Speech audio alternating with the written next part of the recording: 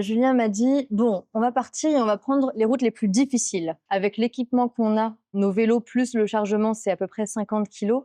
En fait, tout devient une mission». Donc c'est pas spécialement qu'on a envie de se faire du mal, et qu'on fait les trucs les plus durs, mais en fait, avec les conditions qu'on a, ça devient compliqué quand on sort des routes bitumées. Et c'est ça qui nous permet d'être en contact avec, les populations, de rencontrer des gens, qu'on n'aurait jamais vus sur la route, de profiter et forcément d'être plus lent parce que, bah, on s'arrête pour prendre le café, on s'arrête pour, dormir chez, quelqu'un qui nous accueille au final. Donc je pense que moi, mon moment préféré, c'est vraiment quand on part, parce que ici, on part, comme il fait assez chaud la journée, on part vers 5 h, 5 h 30 du matin. Donc le soleil est en train de se lever. Je pense que c'est mon moment préféré parce que tu sens vraiment le monde qui se réveille. Tu commences à avoir un peu de trafic, mais pas trop. Tu vois les petits qui vont à l'école à pied dans les petits villages, les animaux qui commencent à se réveiller, etc. Et je sais pas, tu as une énergie qui est incroyable le matin quand tu te réveilles en même temps que le soleil. Et c'est complètement fou.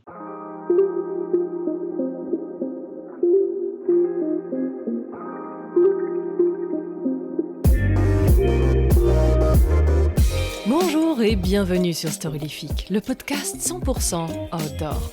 Je suis Anne P et je te propose de découvrir avec moi des explorateurs, aventuriers, sportifs de haut niveau et autres dévoreurs de vie qui vont te parler de leur parcours inspirant pour réveiller ton envie de vivre tes rêves. Car si eux l'ont fait, toi aussi tu peux le faire. Et simplement en écoutant, tu soutiens déjà la reforestation, car ici on ambitionne de planter des arbres avec les oreilles. Alors n'hésite pas à partager ce podcast, toutes les explications sont sur storylifique.com. D'avance, je te dis merci. C'est toujours un plaisir d'apprendre que Storylifique vous accompagne dans vos aventures. Et donc, quand Marie Liès et Julien m'ont contacté pour me raconter leur histoire, celle d'un long voyage à vélo du nord au sud du continent américain, avec entre autres Storylifique dans les oreilles, j'ai trouvé cela génial. Parce que ce podcast est fait pour vous faire respirer par les oreilles, le vent du large ou celui du désert, et en retour, vos messages me font également voyager. Merci pour cela. Quand Julien a laissé Marie Liès à Paris pour aller travailler quelques mois à Medellín, l'idée qui les a gardés proches fut justement celle d'un rêve partagé. Julien, le vélo et les longues distances, il connaît. Gravelman Maroc, 600 km, Race Across Paris, 500 km, la Poco Loco ex-Milan, 700 km, pour n'en citer que quelques-unes. L'ultra-endurance, il adore. Se battre contre soi-même plus que pour un podium, repousser les limites physiques et mentales, pour lui, c'est la récompense en soi. Alors, pour l'accompagner dans cette odyssée un peu folle du nord au sud de ce très long continent, Marie Liès ne s'est absolument pas préparée. C'est ce voyage dans lequel je vous emmène aujourd'hui. Dans une aventure à la fois accessible et grand format, on va vous partager les moments à couper le souffle, les galères, les bons tuyaux pour les éviter, les rencontres évidemment qui donnent tout son sens au voyage, et quelques bons plans culinaires. S'équiper, c'est bien. Bien s'équiper, c'est mieux. Le cheap qui vous laisse tomber en plein milieu d'une aventure, bonjour la galère et bonjour les déchets. Mon partenaire Ice Adventure propose du matériel et de l'équipement qui dure longtemps, surtout si vous en prenez soin. Sur iceadventure.com, vous trouverez des tas de conseils pour nettoyer, réparer et faire durer votre équipement. Alors, prêt à ne laisser que des traces de pas derrière vous? Ice Adventure. Adventure is everywhere.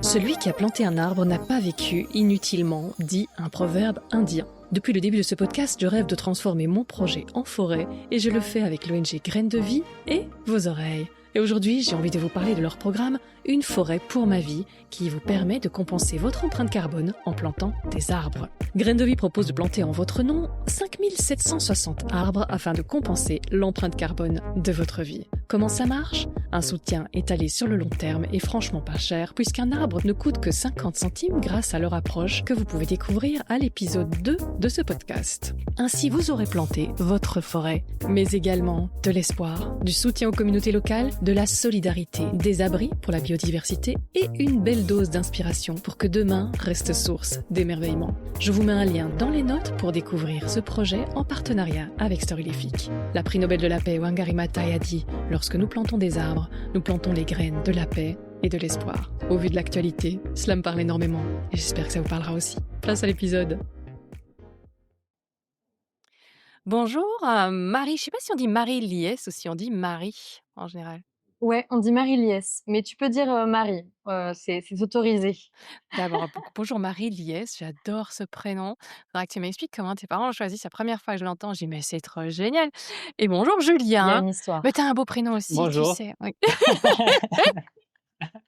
C'est moins bien, mais C'est moins ça bien, va. mais bon, ça passe. Alors d'abord, je veux tout savoir sur Marie Liès. Bah, écoute, déjà ce prénom, il a vraiment une histoire. En fait, mes parents ont eu, 3 enfants avant moi, 3 garçons, et j'étais la petite dernière, un peu, la petite surprise et ils étaient OK. tellement contents qu'ils ont décidé de m'appeler Marie-Liesse parce que liesse, ça veut dire la Oui, joie. tout à fait. C'est un vieux mot français, Oui. Ouais, ouais, ouais, tout qu'on à fait. n'utilise pas souvent. Non. Mais du coup, voilà. Donc j'étais la petite touche de joie dans leur vie, trop masculine, on va Ah, dire. trop joli, et paf pour les copains là, pour les frères. Et voilà, ils vont adorer entendre ça. Oui, c'est clair. Et sinon les pauvres. Et sinon, moi, j'ai 27 ans, on habitait à Paris avec Julien avant de partir sur cette aventure et je travaillais, dans un organisme de formation D'accord. qui était spécialisé en qualité de vie au travail. Voilà, Alright. Bon, c'est déjà pas mal et c'est bien. tu avais pas aussi enfin, tu pas aussi des petits penchants pour la photographie déjà ou c'est Julien justement? Ouais, l un Ah, peu des 2. C'est vrai que depuis toujours, en fait, pour la petite histoire, je pense que mon père, pour les 30 ans de ma mère, lui a offert un appareil photo. Je pense que ma mère a dû prendre 3 photos avec et après j'ai réquisitionné l'appareil et en fait, j'en fais depuis que je suis toute petite et dernièrement, là, les 2-3 dernières années, j'étais photographe de mariage. ah voilà, il me semblait bien que j'avais lu quelque chose comme ça. D'accord. Donc bah, on va déjà le dire, vous avez un Insta forcément et ça vaut la peine d'aller faire un petit tour. Voilà, moi je m'y suis beaucoup amusée. Julien, dis-moi tout, ou Et presque. Julien, bah alors, du coup, si tu veux savoir pourquoi ma mère m'a appelé Julien, c'est parce qu'elle était fan de Julien Clerc. Et voilà, donc toi aussi tu as une histoire, hein. Non, je rigole, j'en sais rien. Est-ce que tu chantes juste? Mais, ouh non, pas trop. Bon, on peut pas tout avoir, hein. Elle s'est un peu trompée sur Sur le ça. profil. Et non, bah, du coup, ouais, Julien, moi, j'ai 34 ans, je suis né à Paris et comme disait Marie-Liesse, on a habité ensemble, avant le voyage, mais on a habité chez ma grand-mère pour pouvoir économiser un peu d'argent pour partir, sur cette aventure.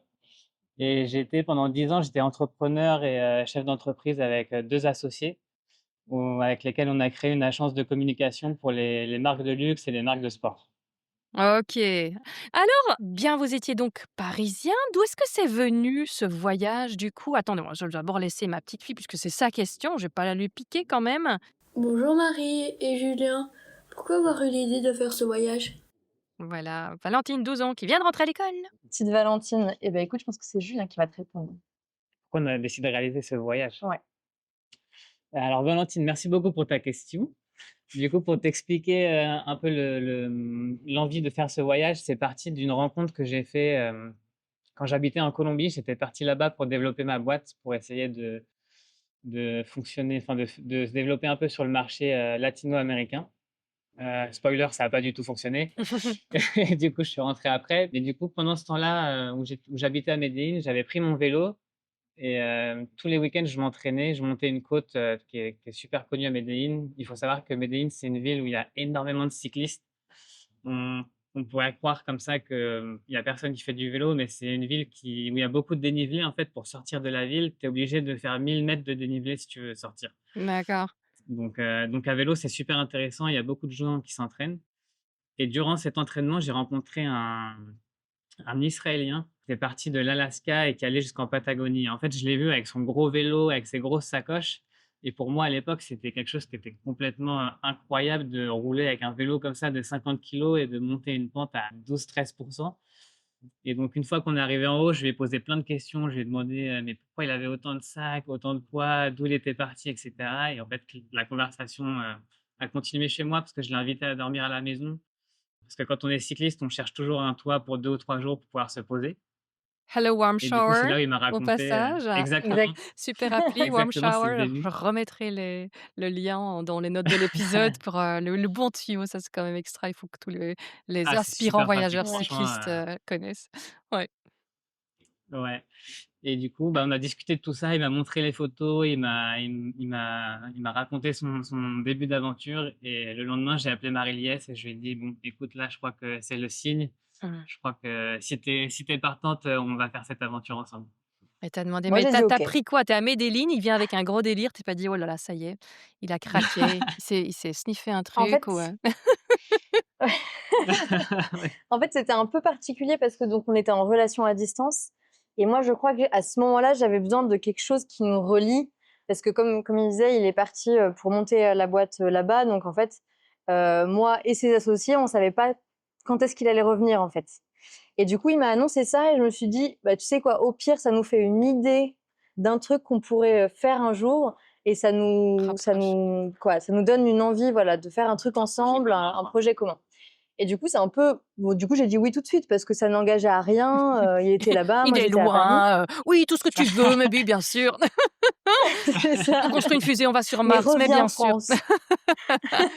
C'est ça. Et en fait, le jour où il est rentré, on a eu une discussion en se disant: «Bon, banco ou pas banco? Est-ce qu'on y va ou est-ce que finalement, on se rétracte?» et quelques semaines après, on déposait, tous les 2 notre démission. Donc toi, tu l'avais annoncé avant à tes associés. Ouais. Tu étais plus sûre que moi de partir déjà. Mais moi, j'ai posé ma démission et du coup, on a pu partir, 1 an après le retour de Julien. Ça fait quoi de poser sa dème comme ça? Ça arrivait, je dirais, au bon moment pour moi. Mmh. J'avais après avoir travaillé pendant 4 ans pour, la santé, physique et mentale des autres, je crois que j'avais envie de prendre à mon tour soin de moi. Moi, moi, Ouais. moi, moi, moi. Et moi, et moi, et moi.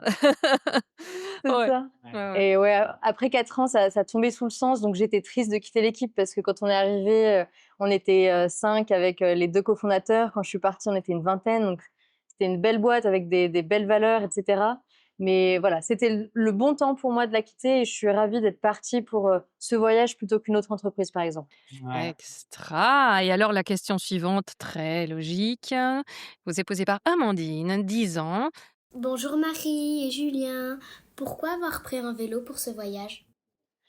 Alors, c'est vrai que le vélo, ça tombait, pas, sous l'évidence, dès le début, même si Julien en faisait beaucoup. En fait, Julien, a fait, de l'ultra-distance à vélo, Ah donc c'est ouais, des OK, 500 OK. kilomètres, jour Mmh. et c'est quelque chose que lui enfin, toi, ça t'animait beaucoup, le vélo, Ouais. depuis, plus longtemps que moi. Alors je t'ai donné la parole, j'avais dit: «Dis-moi tout» et voilà. Il y a déjà des trucs que tu m'as pas dit. Brah là là! C'est vrai, c'est vrai. Tu aurais pu dire. Bah, Ouais. franchement, non. Alors dis-moi, je ne vous interromps plus trop. Pas trop souvent. Non, on adore, on adore. Hem Et du coup, donc toi, tu faisais déjà depuis un petit moment, maintenant. Je pense que tu reviens après, sur ça et moi, c'était plus un moyen de locomotion, mais je sais pas, j'avais toujours eu envie, de partir sur une petite aventure. Alors je m'imaginais plutôt, en France ou en Europe, à vélo parce que c'était le moyen de locomotion qui était, le plus, simple. C'est-à-dire que tu peux sortir de chez toi et en fait, tu es déjà libre. Tu as pas besoin d'aller à la gare pour prendre ton train.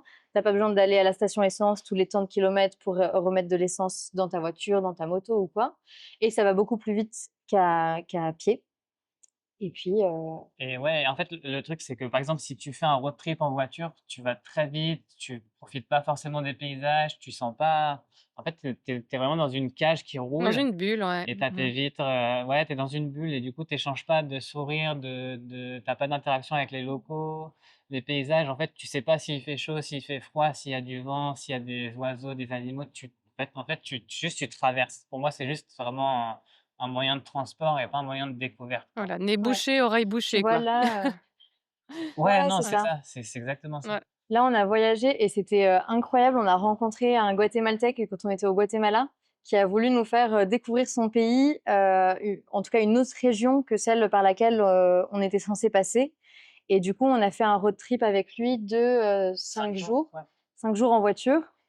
Et on était trop contents de partir avec lui, avec Mario, c'était une expérience de dingue et en même temps, après 2-3 jours, on a commencé à se dire avec Julien, bah, ouais, en fait, quand on arrive dans ce petit village où personne parle espagnol parce que c'est tellement reculé au Guatemala qu'ils parlent encore, avec leur langue indigène, leur langue maya et cetera.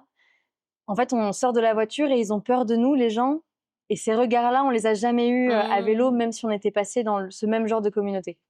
Ouais, puis tu sais, c'est des remarques un peu, ah, il y a les gringos qui viennent avec leur guide, et cetera et du coup, là, tu te dis: «Ah ouais, non, mais c'est pas du tout notre C'est pas ça c'est notre pas notre identité. délire, quoi». Ah ouais.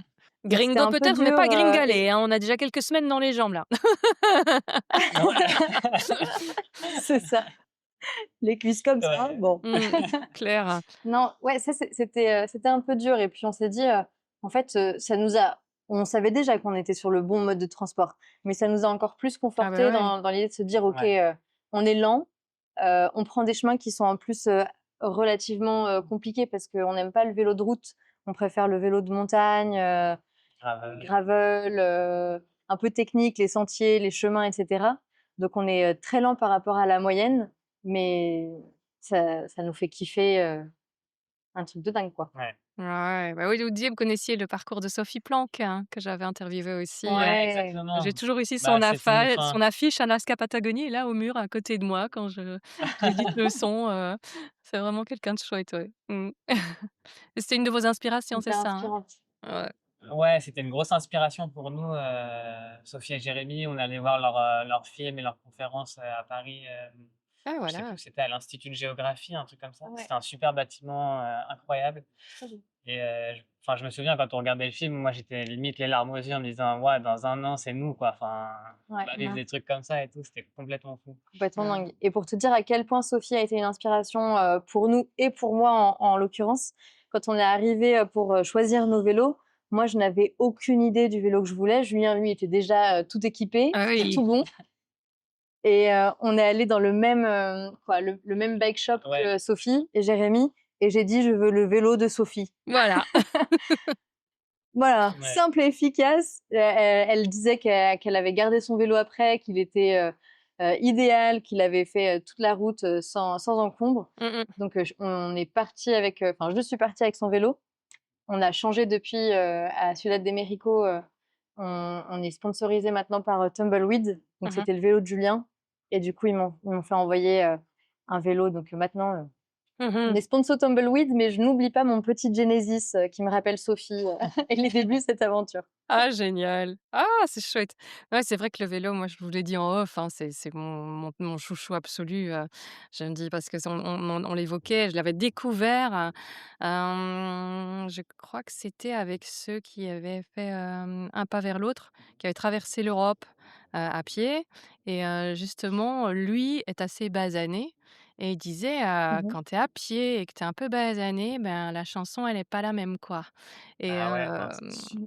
j'avais aussi quelqu'un qui l'avait fait en solo, qui pourtant lui est bien, bien blanc, très sympa. Il est super chouette. Pourquoi je retombe plus sur son nom alors que c'est quelqu'un que j'apprécie vraiment énormément? Bref et il a dit la même histoire aussi du côté de la Grèce et cetera. C'était mal vu, Espagne aussi et donc des endroits qui sont plus confrontés à l'immigration, ou des choses comme ça, c'est pas le pied, quoi. Donc c'est vrai que le vélo est quelque ouais. part un tout de suite quelque chose qui tout de au lieu de se méfier de l'étranger, «Ah! Oh! Des gens qui mouillent leurs chemises, ils sentent un peu mauvais, mais ils ont certainement des choses à Ouais, raconter». c'est ça. Mais surtout, ils sentent mauvais Ça et ils ont l'air d'avoir très faim. Ou soif. D'ailleurs, voilà, dites-nous C'est où ça. vous êtes aujourd'hui d'ailleurs? J'ai pas encore dit, hein. écoute, là, on est au Nicaragua. Ça fait une petite semaine qu'on est arrivé. On a passé la frontière du Salvador directement en allant au Nicaragua en prenant un petit bateau. Mmh. Parce qu'on voulait, voilà, on voulait éviter le Honduras et bah, pareil, comme on t'a dit, c'est que de la route, le Honduras. Les gens, ils traversent le pays en 2-3 jours rapidement et du coup, on s'est dit, «On va prendre un bateau, ça ira plus vite» et du coup, là, on est dans un hôtel. Bon, là, ça fait pas très backpacking friendly, mais on est dans un hôtel 5 étoiles, en fait, parce que, sur la route, quand on est fatigué, plutôt que de payer des Airbnb ou des chambres d'hôtel, on contacte des hôtels qui ont besoin, par exemple, de photos ou de vidéos pour leur compte Insta, leur site internet. Mmh. Donc, on leur fait plein de contenu pendant 3-4 jours et après, on se repose ici pendant 2 jours. Mmh.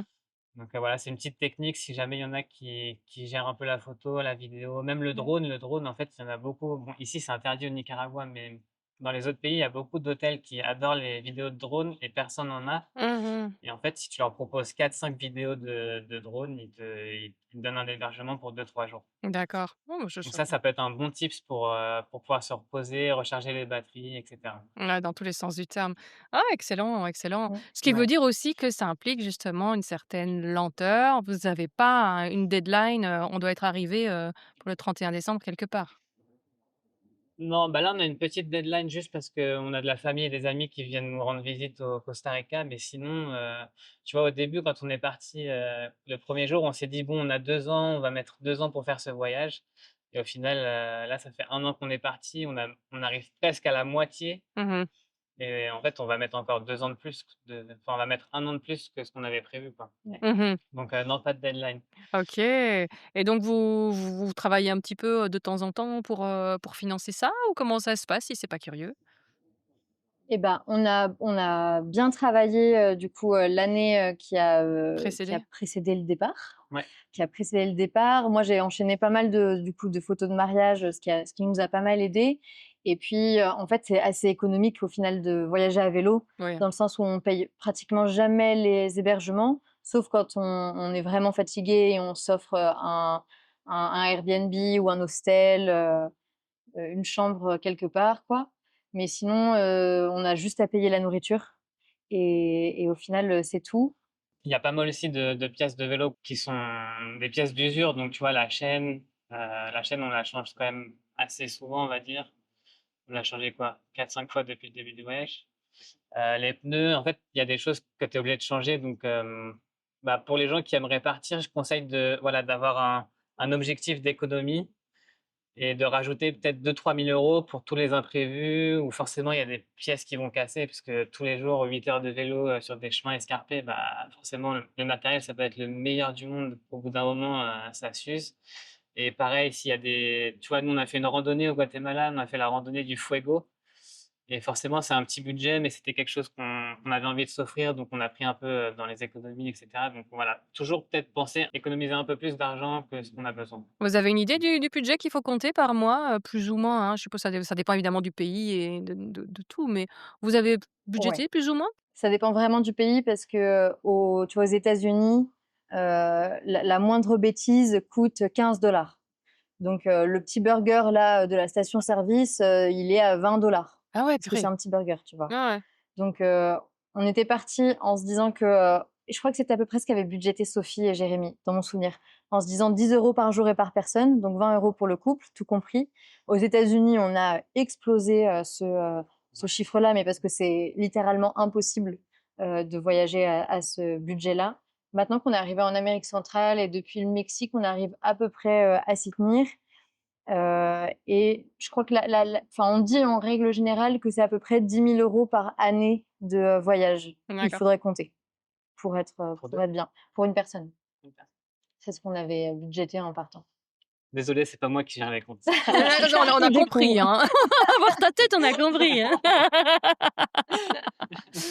Ouais, je suis pas toujours Bah, ça, évident. c'est super sympa parce que c'est chouette à partager. Et donc vous êtes, sans hébergement comme vous dites, puisque l'hébergement, soit comme maintenant, quelque part, il vous est offert, contre service.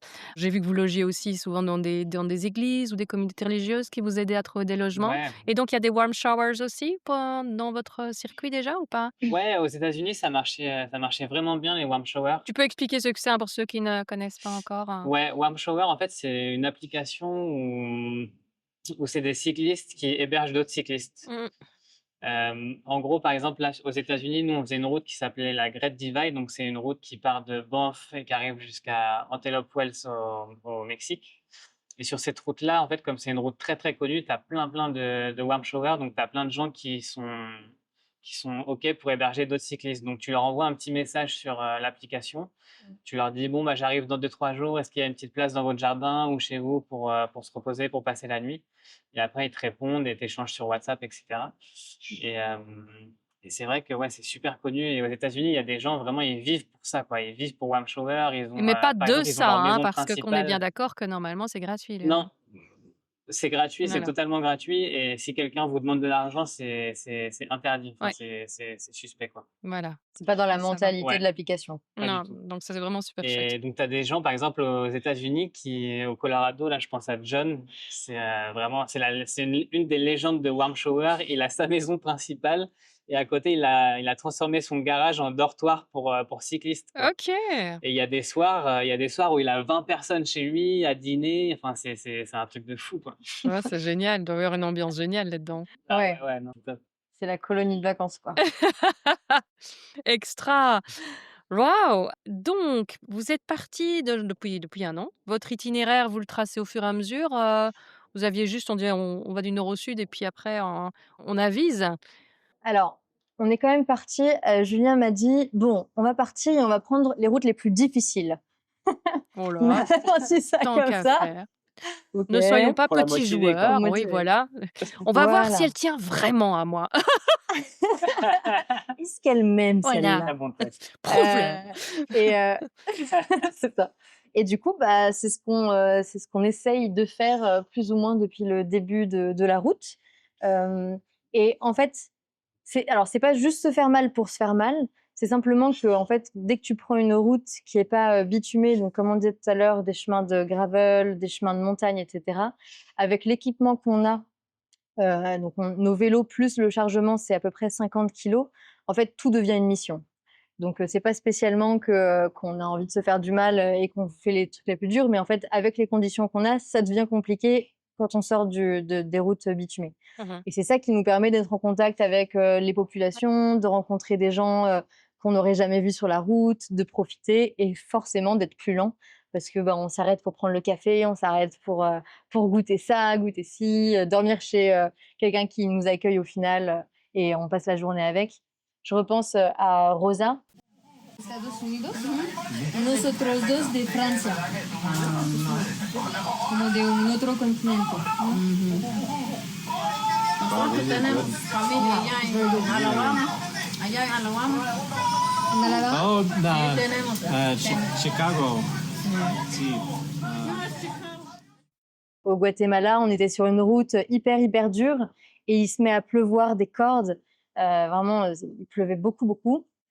Et du coup, on est dans cette côte et puis on savait que grâce à c'était une route qui était connue et quelqu'un avait dit, bah, à tel endroit, il y a un restaurant.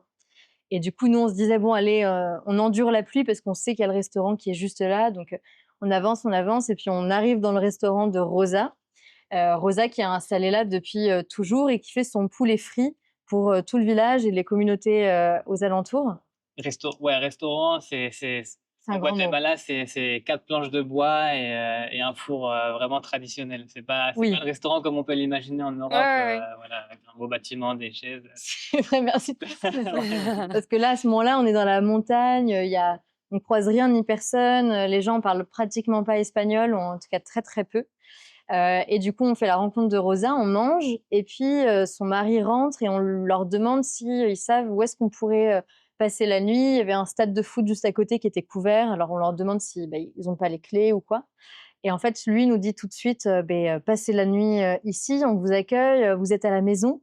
Et il y avait 3 enfants avec eux qui étaient les enfants de la sœur de Rosa, qui est partie vivre aux États-Unis.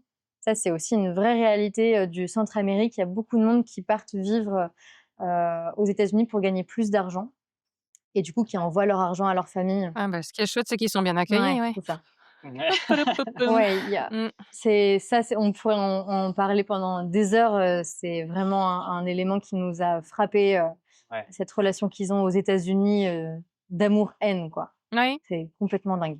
Si tu dois résumer ça, attends, je vais quand même te demander, parce que c'est un sujet très intéressant, de parler Si tu dans veux. un peu peut-être concrètement avec un exemple, avec une discussion que vous avez eue qui vous a marqué à ce sujet-là ou une impression que vous avez en général de ça? Bah, en fait, ce qui nous a marqué, c'est vraiment quand on a passé la frontière Mexique-Guatemala. Et quand on est arrivé au Guatemala, nous, tu vois, on parle assez bien espagnol, donc on peut avoir des conversations assez profondes avec les gens. Et là, tout le monde nous parlait en anglais. Mmh. Et on s'est dit, mais waouh, c'est fou, quoi. Ils parlent vraiment bien anglais. Donc, on a commencé à poser des questions et en fait, il y a énormément de gens qui partent là-bas pour gagner de l'argent, l'envoyer à leur famille. Et on a rencontré beaucoup de gens qui, avec la politique de Trump, ont été déportés, ont été renvoyés chez eux, alors que ça fait 20 ans, 25 ans qu'ils travaillent comme des malades et qui gagnent rien. Ils ont été renvoyés chez eux et maintenant enfin, c'est même pas chez eux parce qu'ils savent même pas, ils connaissent même pas leur pays en réalité, tu vois. Mmh. Ils connaissent mieux les États-Unis que le Guatemala et il y a beaucoup de gens du coup, qui passent leur temps à boire de l'alcool. Donc, tu rencontres beaucoup de gens bourrés, tristes sur la route. Tu as beaucoup de familles qui ont été séparées parce qu'en fait, tu as une famille qui se crée aux États-Unis. tu as le père qui est renvoyé au Guatemala, mais tu as les enfants et la femme qui restent là-bas et du coup, bah, le père refait sa vie au Guatemala, la femme refait enfin la maman refait sa vie aux États-Unis et ça fait des familles complètement séparées. Enfin, c'est horrible. Franchement, c'est vraiment le côté, moi, qui m'a tué, quoi. Ouais, au Mmh. Guatemala, on a rencontré une famille où le papa était parti depuis 30 ans et la fille à qui on s'adressait, l'une des filles de la famille, avait 32 ans. Et le papa est comme il est en situation illégale, là-bas, bah, en fait, elle a jamais connu son père et il peut pas revenir parce que s'il rentre, il pourra pas repartir. Ouais, ouais, ouais. Mmh. Donc tu vois, ça fait des situations où d'un côté, les familles sont, entre guillemets, «contentes» d'avoir, bah, voilà, cet argent qui rentre parce qu'au Guatemala, gagner sa vie, c'est impossible. Mais de l'autre côté, bah, Ah oui. ils savent pas si leur père est en sécurité, s'il va se faire, expulser du jour au lendemain ou pas, s'il Ouais. va lui arriver quelque chose. Enfin, c'est dramatique, Ah non, quoi. c'est chaud. Au Guatemala, alors il y a vraiment pas moyen de gagner sa vie, tu dis? C'est vraiment indispensable d'aller aux États-Unis pour gagner sa vie ou c'est parce que c'est le rêve de mieux gagner sa vie, un peu le rêve américain quelque part? Bah, en fait, tu as beaucoup de gens qui partent aux États-Unis pour faire beaucoup d'argent et qui soit restent là-bas, envoient leur argent à leur famille pour qu'elle puisse vivre, soit qui reviennent au pays et qui s'achètent, des vaches, des chèvres et qui commencent à monter un business agricole. Acheter des terres, acheter un terrain et cetera.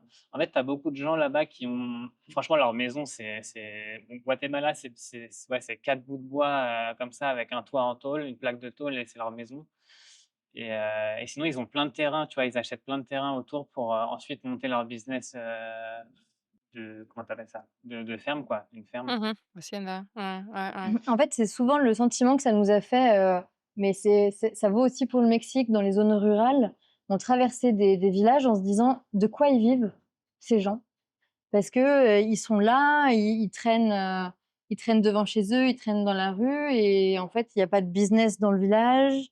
Il semble ne pas y avoir d'activité. Donc il y a beaucoup de fois où on s'est dit: «Mais de quoi vivent-ils?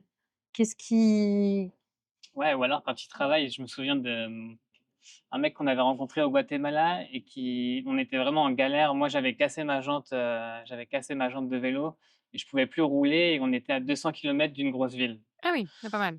et du coup, ouais, on se pose, devant chez lui. En fait, c'était un hôtel, donc on lui envoie un petit WhatsApp. Il dit: «Ouais, attendez, j'arrive» et cetera. Donc il arrive, peut-être 2 3 heures après et on n'avait plus d'argent, on n'avait pas assez retiré pour, parer à cette éventualité, quoi, à ce problème de prendre un bus pour aller à Oaxaca.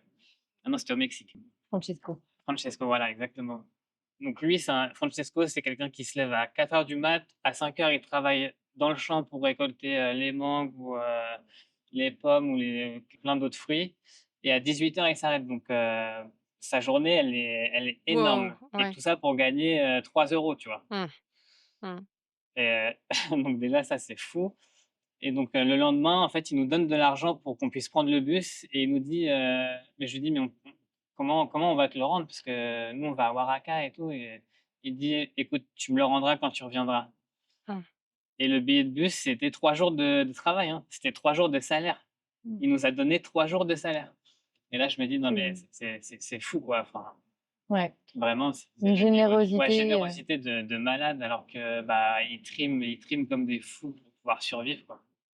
En général, les gens, moins ils ont, plus ils donnent, c'est fou. Ouais, mais en fait, complètement. c'est eux qui ont tout compris, enfin, c'est eux qui ont le plus, qui sont le plus riches, enfin. De ce qui importe Nous, on n'a vraiment, rien compris quand tu penses à notre mode de vie et cetera, on n'a rien compris, rien du tout, quoi. Ouais. C'est Moi, vrai que donc ça marque aussi quand tu entends, beh, ceux dans la forêt amazonienne aussi, des gens qui vont à leur rencontre et disent: «Bah, oui, ils travaillent pas comme nous, mais ils travaillent, enfin, mais les journées sont autres», je veux dire, je crois qu'on est aussi fait C'est pour ça. beaucoup plus de jouer, socialiser, voilà, le loisir autant que l'amusement. L'être humain, c'est pour me prouver, l'intelligence se développe aussi par le jeu, mais le jeu même en tant qu'adulte, quoi, hein, c'est pas ouais, ouais, et c'est vraiment une vision Complètement. productiviste de dire: «Il faut bosser de 9 à 16 ou 18 ou dans des bureaux, fermés». Enfin, c'est tout à fait artificiel, mais on s'en rend même plus compte. C'est devenu tellement normal que les gens qui vivent comme il faudrait vivre, on se dit: «C'est bizarre, comment ils font?» Évidemment, il faut accepter le pendant. C'est vrai qu'effectivement, tu vas pas avoir le dernier sofa designer, dans une exactement, maison, bien c'est un ça. truc avec des frais médicaux tout payés, voilà, C'est vraiment la vieille histoire de La Fontaine, hein, c'est pas nouveau, avec le loup et le chien. Hein. Le loup qui envie Ouais. le chien jusqu'au moment où il se rend compte qu'il est attaché à une chaîne et il y a peut-être tout ce qu'il faut à manger, mais voilà. Chez La Fontaine, le C'est loup pas tout choisit la rose. liberté. Mais Très bien. donc non, c'est toujours très interpellant et moi justement je te faisais t'arrêter sur image sur ces impressions-là parce que enfin moi comme moi on avait Ouais. été longuement en Birmanie, quand on avait voyagé avec les enfants et cetera, donc je me souviens très bien et donc quand on parlait Mmh. de toute l'actualité en Birmanie, mais on en pleurait parce que c'était un peuple tellement gentil, enfin on les a pas été partout parce que les endroits c'était déjà chaud à l'époque, mais tous ces Ouais. conflits, toute Mmh. la haine qui s'est découlée, on recevait même des vidéos, ouf! Il fallait avoir le cœur bien accroché de ce qui se passait là-bas au moment avec, un chauffeur de tuk-tuk qui nous avait accompagnés plusieurs jours. Parce qu'avec les enfants, elles étaient Ah encore ouais. très petites, 4-5 ans, donc bon voilà. Hem On avait ce petit truc là et les petits trucs moteurs avec un truc derrière, enfin c'était très, très drôle, mais il était très sympa et il continuait à nous envoyer des vidéos, c'était un peu tout mix quoi. Tantôt c'était des poulets de la ferme de sa mère, en train de picorer, d'accord, OK, merci. Et puis après Tout c'était, mix. de nous téléphoner quand il était au temple parce qu'on fait des séances en tant que moine, c'est les moines bouddhistes, c'est pas comme chez nous, tu rentres dans les ordres à vie. Non, non, tu viens faire comme quelque part des petites retraites quoi, hein, plusieurs fois dans ta vie, ça honore ta Ouais. famille et Ouais. cetera. Puis là, il se plaignait, il dit: «Oh, j'ai faim!» parce qu'à partir de midi, là-bas, tu manges plus, hein, dans un monastère bouddhiste. «Ah, plus je peux plus fumer, ah!» Mais c'était très drôle de l'entendre, comme ça dans son anglais très approximatif et puis après, tu avais d'autres vidéos, des violences qui se passaient, tout à coup, là-bas et c'était ouais, tu vois tout ça tout à fait autrement et je veux dire les nouvelles après quand tu les entends, bah, voilà, quand vous entendez maintenant des politiques migratoires de Trump, vous avez certainement une toute autre vision que des abstractions quelque part et c'est toujours très intéressant. Complètement. C'est la petite Ouais, histoire pour ouais, et comprendre la grande histoire, puis la petite géopolitique pour comprendre le ouais. grand la vie d'ensemble, quoi. Donc moi, ça Non, c'est m'intéresse vrai. vraiment de parler justement du vécu de toutes ces Ouais. décisions-là. Mmh. Donc merci Et pour la tu vois, il y a parenthèse. même enfin ah pardon, ouais. Tu Non, mais veux vas-y, dire un Non, continue je parce voulais que dire par non. rapport, si on reste un peu sur un sujet similaire, c'est par rapport au traitement de l'information qu'on peut faire en Europe par rapport à ce qui se passe, dans le monde.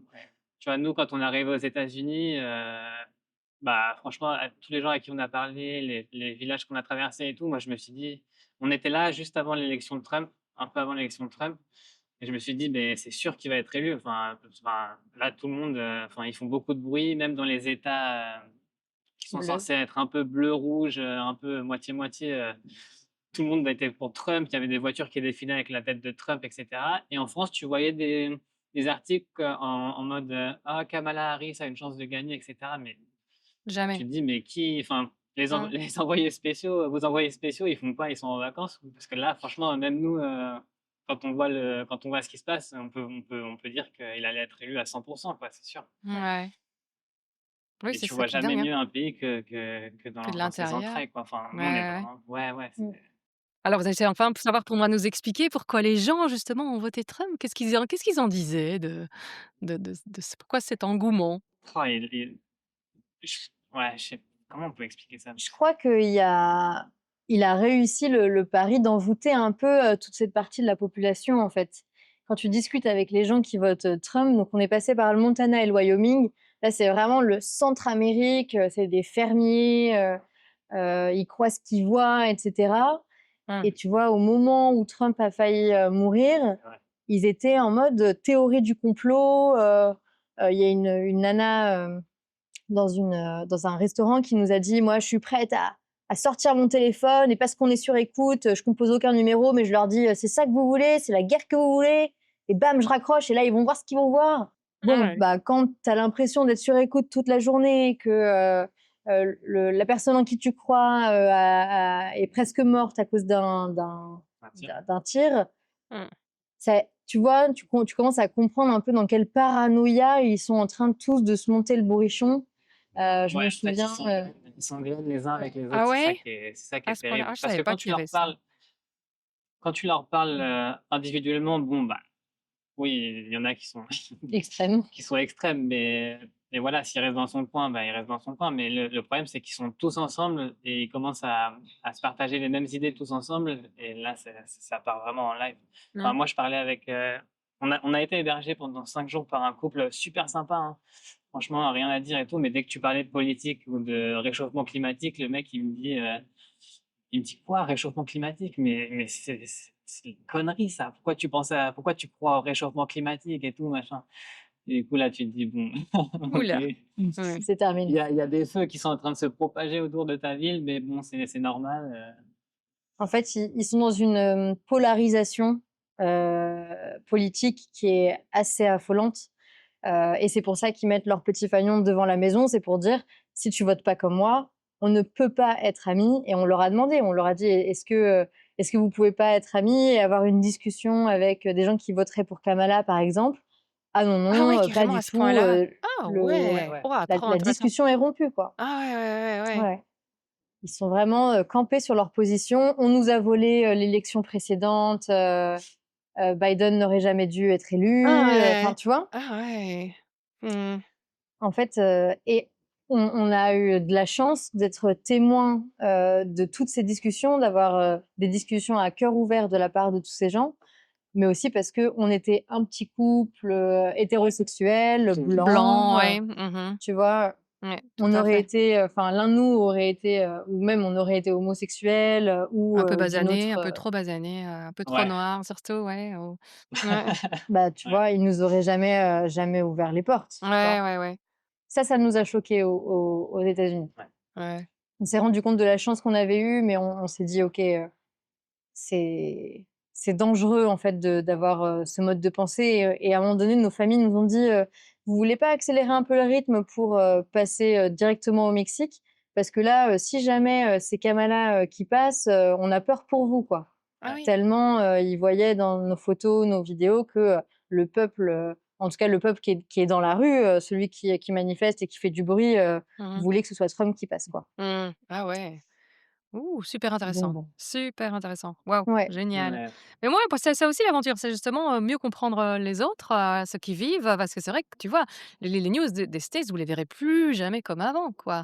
Et moi, après cette Ah ouais, non, conversation, non, c'est non plus, clair. j'ai un petit éclairage. Je vous enverrai peut-être Ah encore ouais. des petits messages: «Là, je comprends pas. Vous, vous comprenez?» Parce C'est que quoi votre analyse? ouais, c'est ça. Mais non, c'est passionnant, génial. Et sinon, vous en étiez dans les rencontres, donc je crois que je vous ai pas encore laissé achever cette histoire de restaurant, sur 4 planches avec le poulet. Le poulet est toujours sur le C'est feu, vrai. il doit y avoir complètement Le poulet cramé sur le feu. depuis. Heu Il est crade.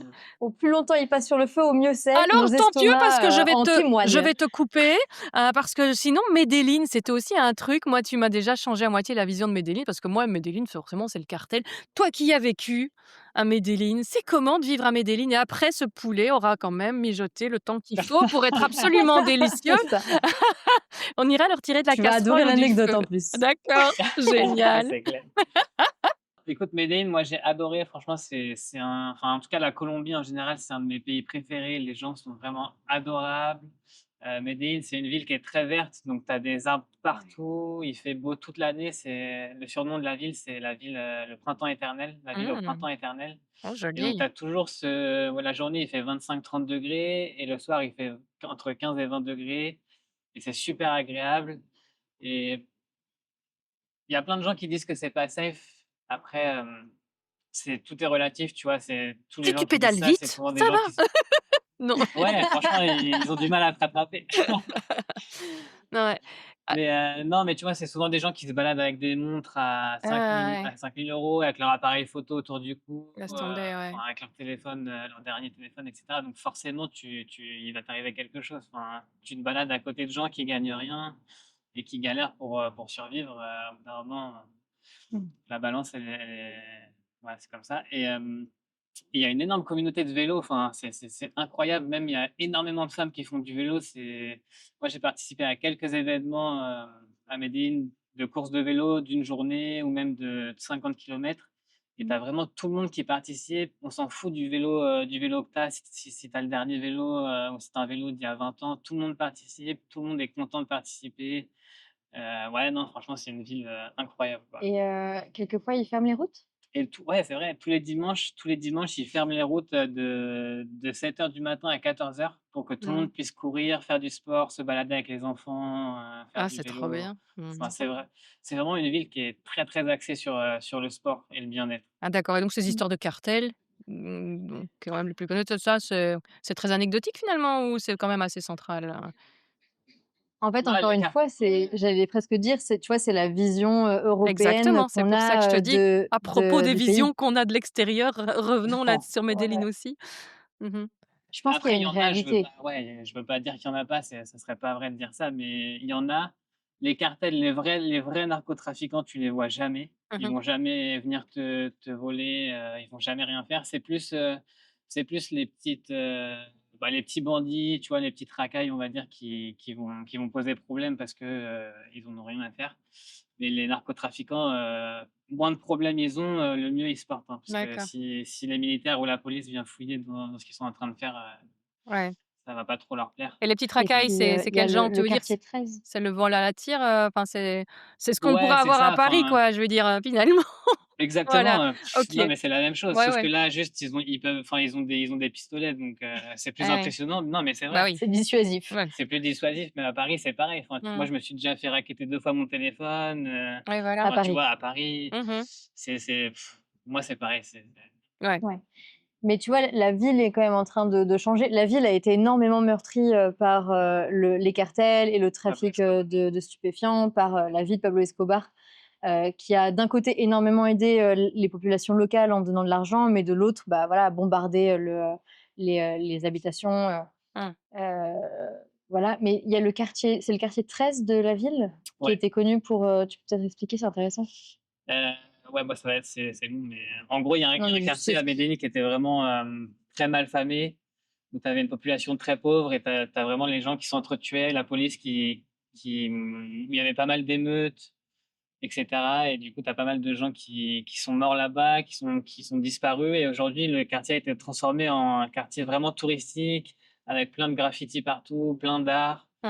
C'est très beau. Et tu vois que les locaux sont très contents parce qu'ils peuvent revivre à nouveau, quoi. Tu as des mecs qui dansent dans la rue, c'est des petits jeunes, qui ont envie de s'en sortir, quoi. C'est trop beau de voir ça. Et de changer d'histoire aussi. Je Ouais, pense que les Colombiens, et d'autant plus à Medellín, souffrent beaucoup des stéréotypes et de toutes les blagues qui pourraient en découler, de toute la fame la gloire qui s'est mise en place sur Pablo Escobar après, tu vois, la série les séries Netflix. Netflix.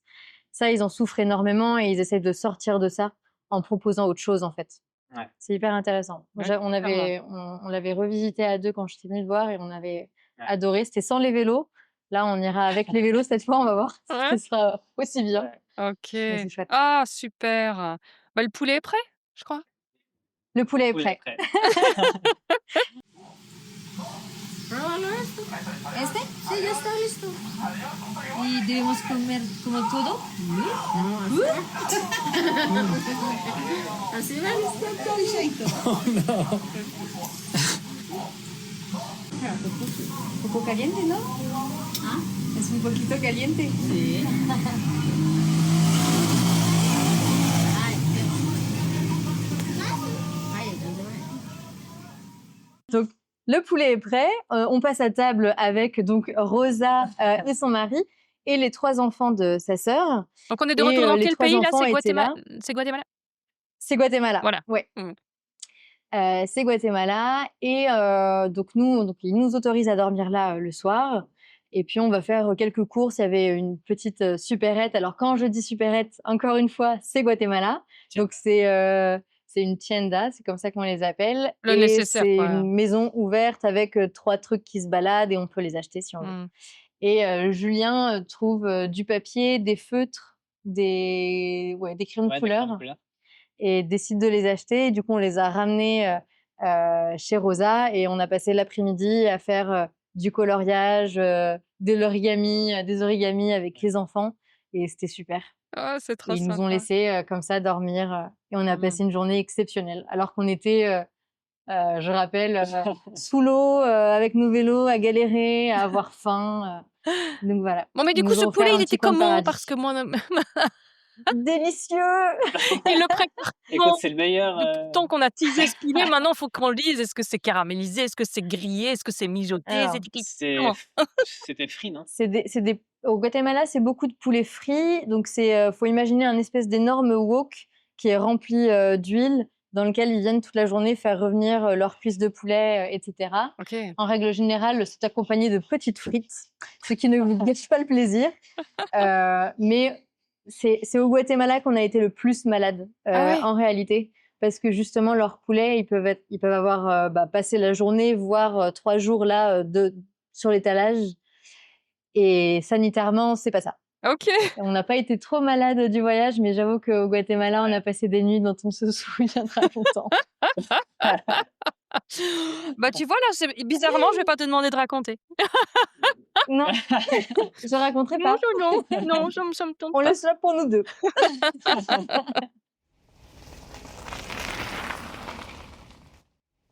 Quel est votre pays préféré pour le moment? Et pourquoi? Waouh, c'est tellement dur. Ah ouais, hein? Je pense que plus qu'un pays, ce sera plus des régions, des moments qu'on Ouais, a clairement. eu en coup de cœur Oui. plutôt.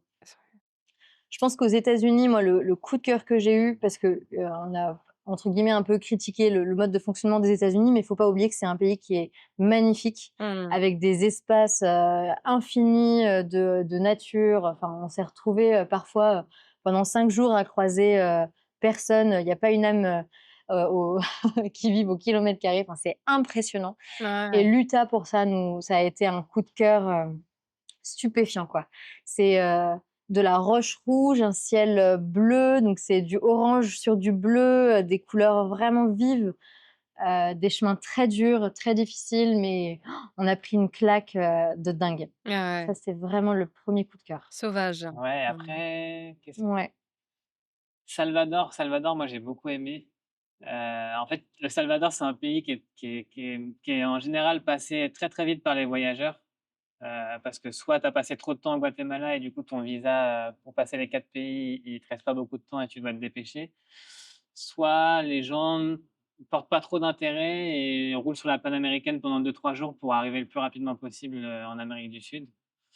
Et en fait, nous, on s'est dit, mais c'est pas possible. Enfin, c'est pas possible qu'il n'y ait pas quelque chose d'intéressant dans ce pays. Donc, en fait, on a créé une route nous-mêmes pour passer par différents points d'intérêt, etc. Parce que c'est vrai qu'on ne l'a pas dit, mais depuis le début des États-Unis jusqu'au Salvador, on suivait des traces qui étaient déjà préétablies D'accord. en majorité.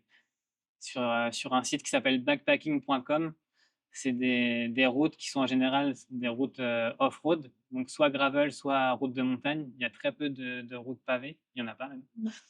Et du coup, nous, on a décidé au Salvador de créer notre propre route pour pouvoir découvrir le pays. Et on a découvert un pays incroyable. Enfin, tu as des volcans, tu as des lagunes, tu as la côte pacifique qui est magnifique, la nourriture qui est complètement folle. Les pupusas, là, c'est vraiment tous les jours on en mangeait, quoi. C'est vraiment un plat super, super bon. Les pupusas, pour expliquer, c'est une galette de maïs où tu peux l'avoir aussi à la farine de blé, qui est garnie Ouais, garni. de fromage. Ça, c'est l'aliment de base. C'est pas une pupusa s'il n'y a pas du fromage, donc on était ravis.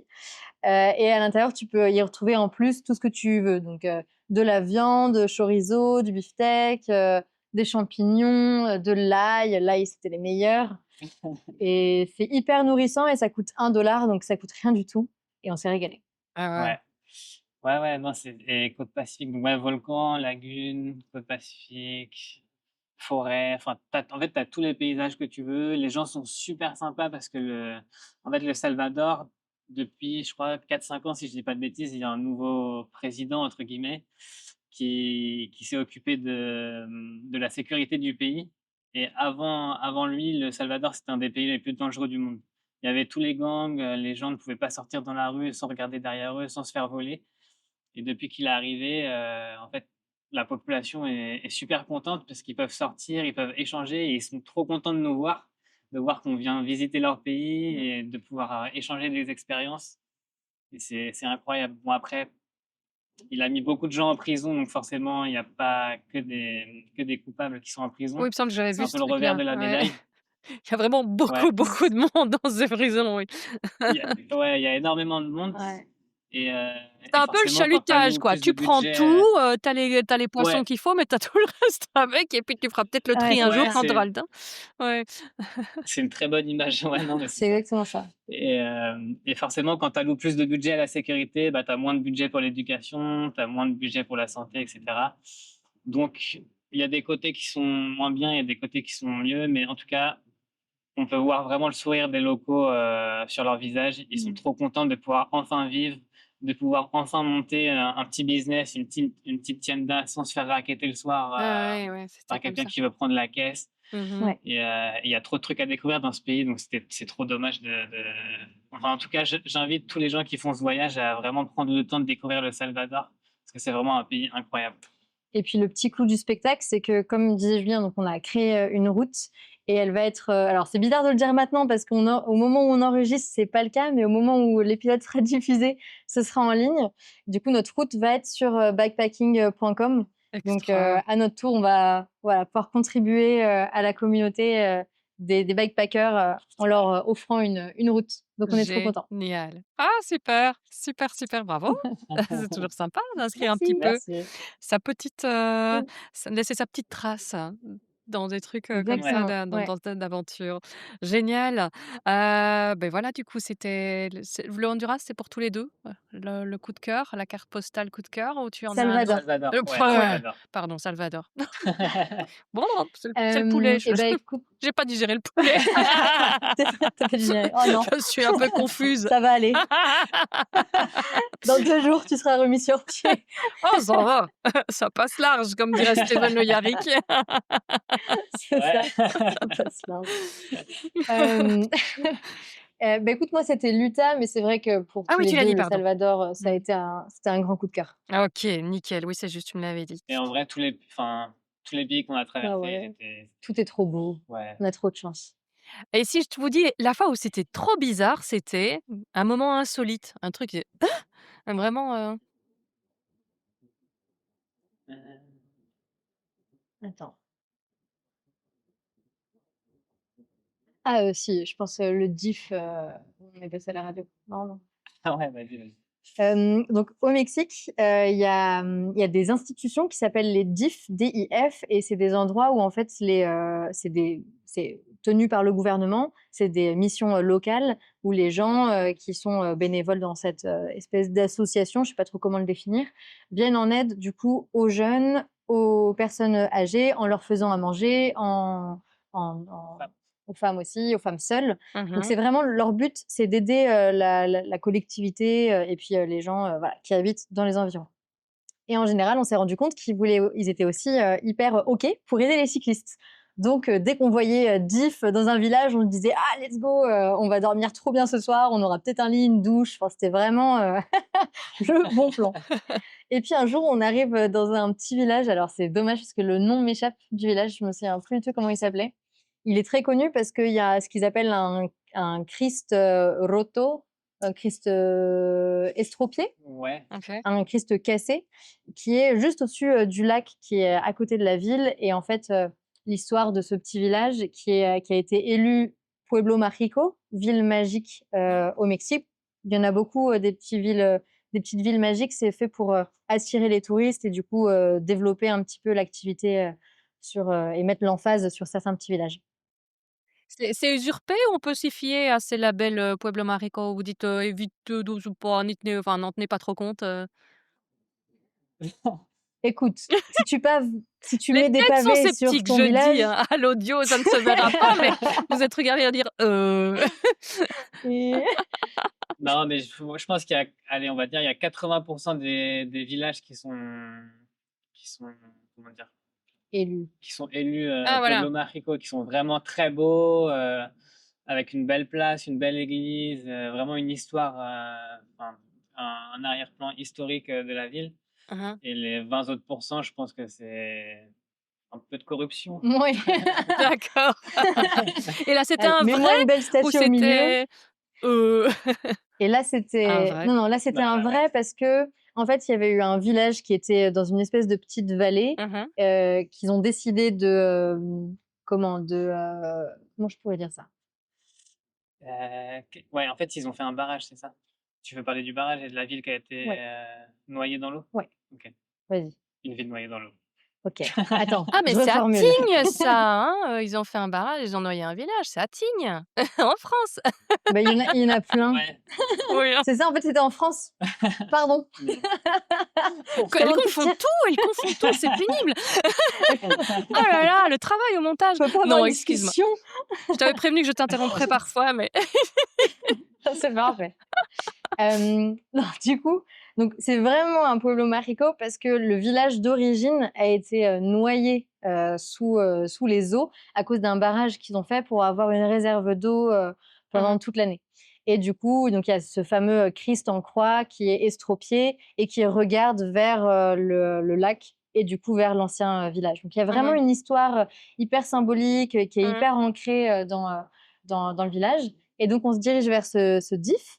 Et ils nous disent, bah oui, oui, vous pouvez dormir là. Donc, on découvre 2 dortoirs avec, je pense, dans chaque dortoir, 25 lits. Mhm. C'était complètement dingue. Nous, on arrivait, donc, comme tu as pu le dire tout à l'heure, tout puant. On avait besoin d'une douche. Il avait fait chaud toute la journée. Il y avait des douches, il y avait des toilettes. Enfin bref, c'était exceptionnel. Et puis, les services de communication de la ville, du petit village, arrivent, toc toc. Est-ce que ça vous dirait de faire un tour du village? Alors nous, on est trop contents. Bah oui, on n'avait pas vu le lac parce qu'on était arrivé un peu tard. Donc, avec nos vélos, on va dans une petite lancha pour faire le tour du lac. Enfin, exceptionnel. On dîne avec eux. Et puis là, une des personnes qui était avec nous dit, mais est-ce que ça vous dirait de passer à la radio locale?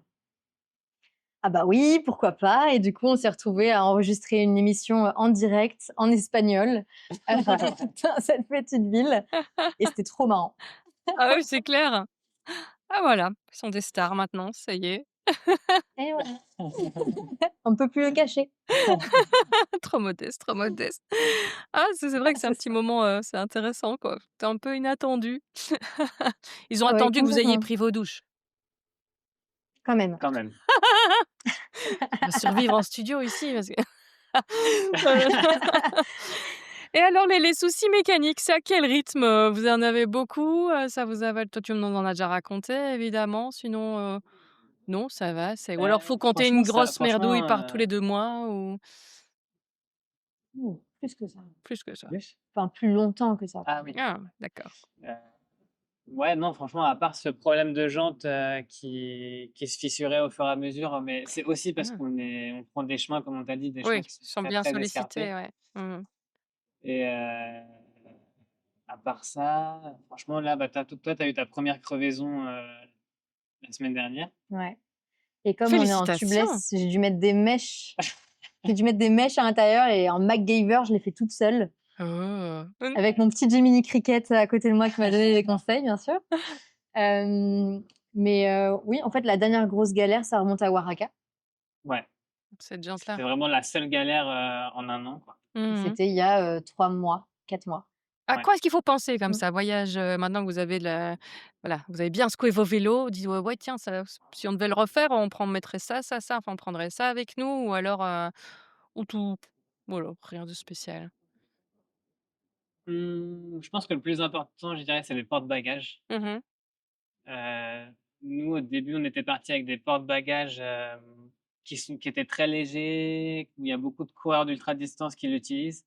Donc on s'est dit: «Bon, c'est cool, ça va nous correspondre» et au final, le mien, il a cassé 2 fois, celui de Marie-Liesse, il a cassé 1 fois et à chaque fois, ça arrivait dans des endroits, non, c'est vrai, on en a pas parlé, ça arrivait dans des endroits, qui étaient vraiment, où on était tout seul pendant, 2-3 jours, tu vois?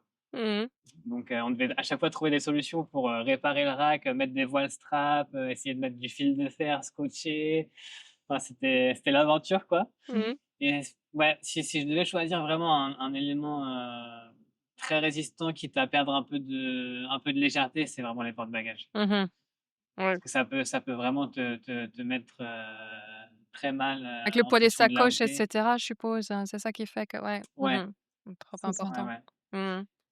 Et puis un autre truc qui me semble moi indispensable, c'est si vous faites, enfin si les gens qui nous écoutent cherchent des petits tips et si vous voulez Oui. vous lancer dans une aventure qui soit pas sur de la route, c'est vraiment de passer vos pneus en tubeless, de pas avoir de tube à l'intérieur de vos pneus. Parce que, bah, tu vois, typiquement, là, on disait, j'ai eu ma première crevaison du voyage et ça arrive à 1 an et 3 mois de voyage. Ce qui est quand même un luxe complètement dingue. On a des amis en Basse-Californie, ils crevaient 2 fois par jour. Mmh. Nous, en Basse-Californie, alors pour expliquer, c'est une péninsule qui suit la Californie. On est déjà au Mexique sur cette partie-là de la péninsule. Et c'est du désert, donc c'est beaucoup de cactus, donc beaucoup d'épines qui peuvent venir Merci. percer, merci, les pneus. Et en tubeless, ça va, Donc ça passe, indispensable à mon ça sens. passe. En fait, le tubeless, c'est donc un liquide qui est à l'intérieur du pneu et qui, à chaque fois qu'il y a Une crevaison une quelque poncture, part, hein, ouais. une crevaison, merci beaucoup. À Je chaque t'en fois qu'il y a prie. une crevaison, le liquide qui est à l'intérieur vient sceller le trou. Donc en Ah, fait, ça se répare tout seul. En fait, l'air avec le liquide devient, Sèche. ouais, ça assèche le liquide et ça devient gluant et ça colmate le trou. ah ouais, extra. Et comment t'as fait pour crever quand même alors? Et moi, j'ai crevé quand même. Alors, aucune idée de comment, mais parfois, effectivement, les trous sont trop gros pour que le sealant fasse son job.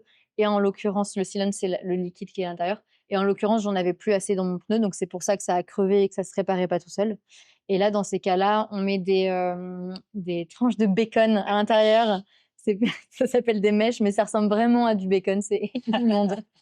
Et il suffit de limer un petit peu le trou, de mettre sa mèche à l'intérieur et c'est pas très difficile, le tout étant de se lancer.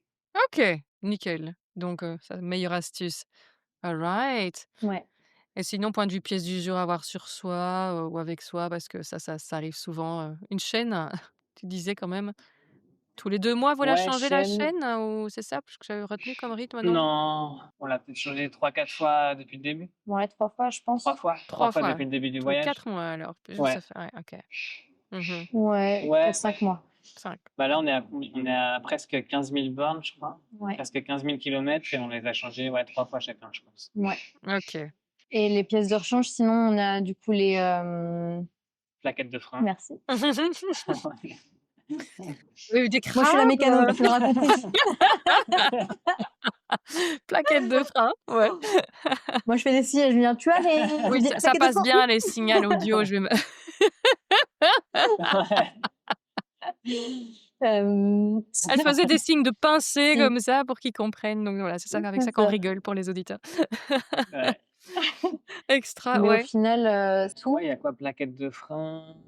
Des bonnes sacoches peut-être, à quoi ça ressemble? Parce que je vois tout, il y en a qui en fait avec des bidons, des trucs, sacoches faites maison à base de bidons, vous avez eu des Il y de a ce beaucoup. côté-là, vous avez pas vraiment Une bonne réfléchi à sacoche, changer? je dirais prendre des sacoches imperméables, waterproof.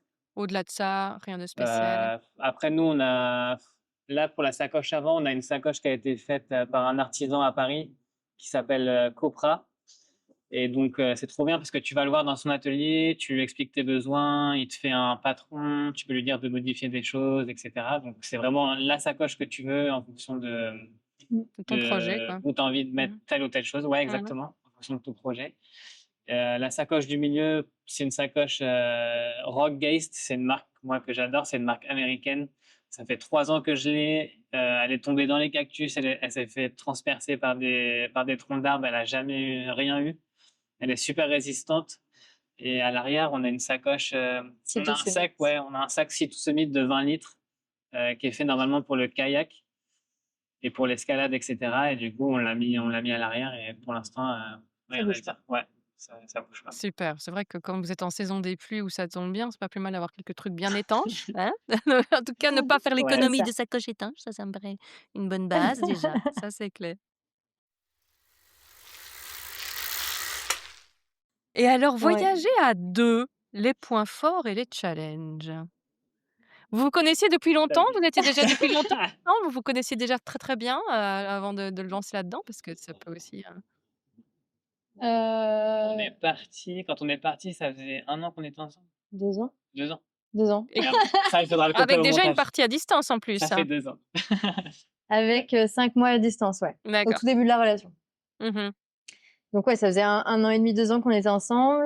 Oui, on a fêté les 3 ans là sur le voyage en Ouais. même temps que notre première année de vélo. Donc, on se connaissait bien parce qu'on habitait ensemble, mais c'est vrai que c'était quand même, ça restait encore, je pense, un pari. Ouais.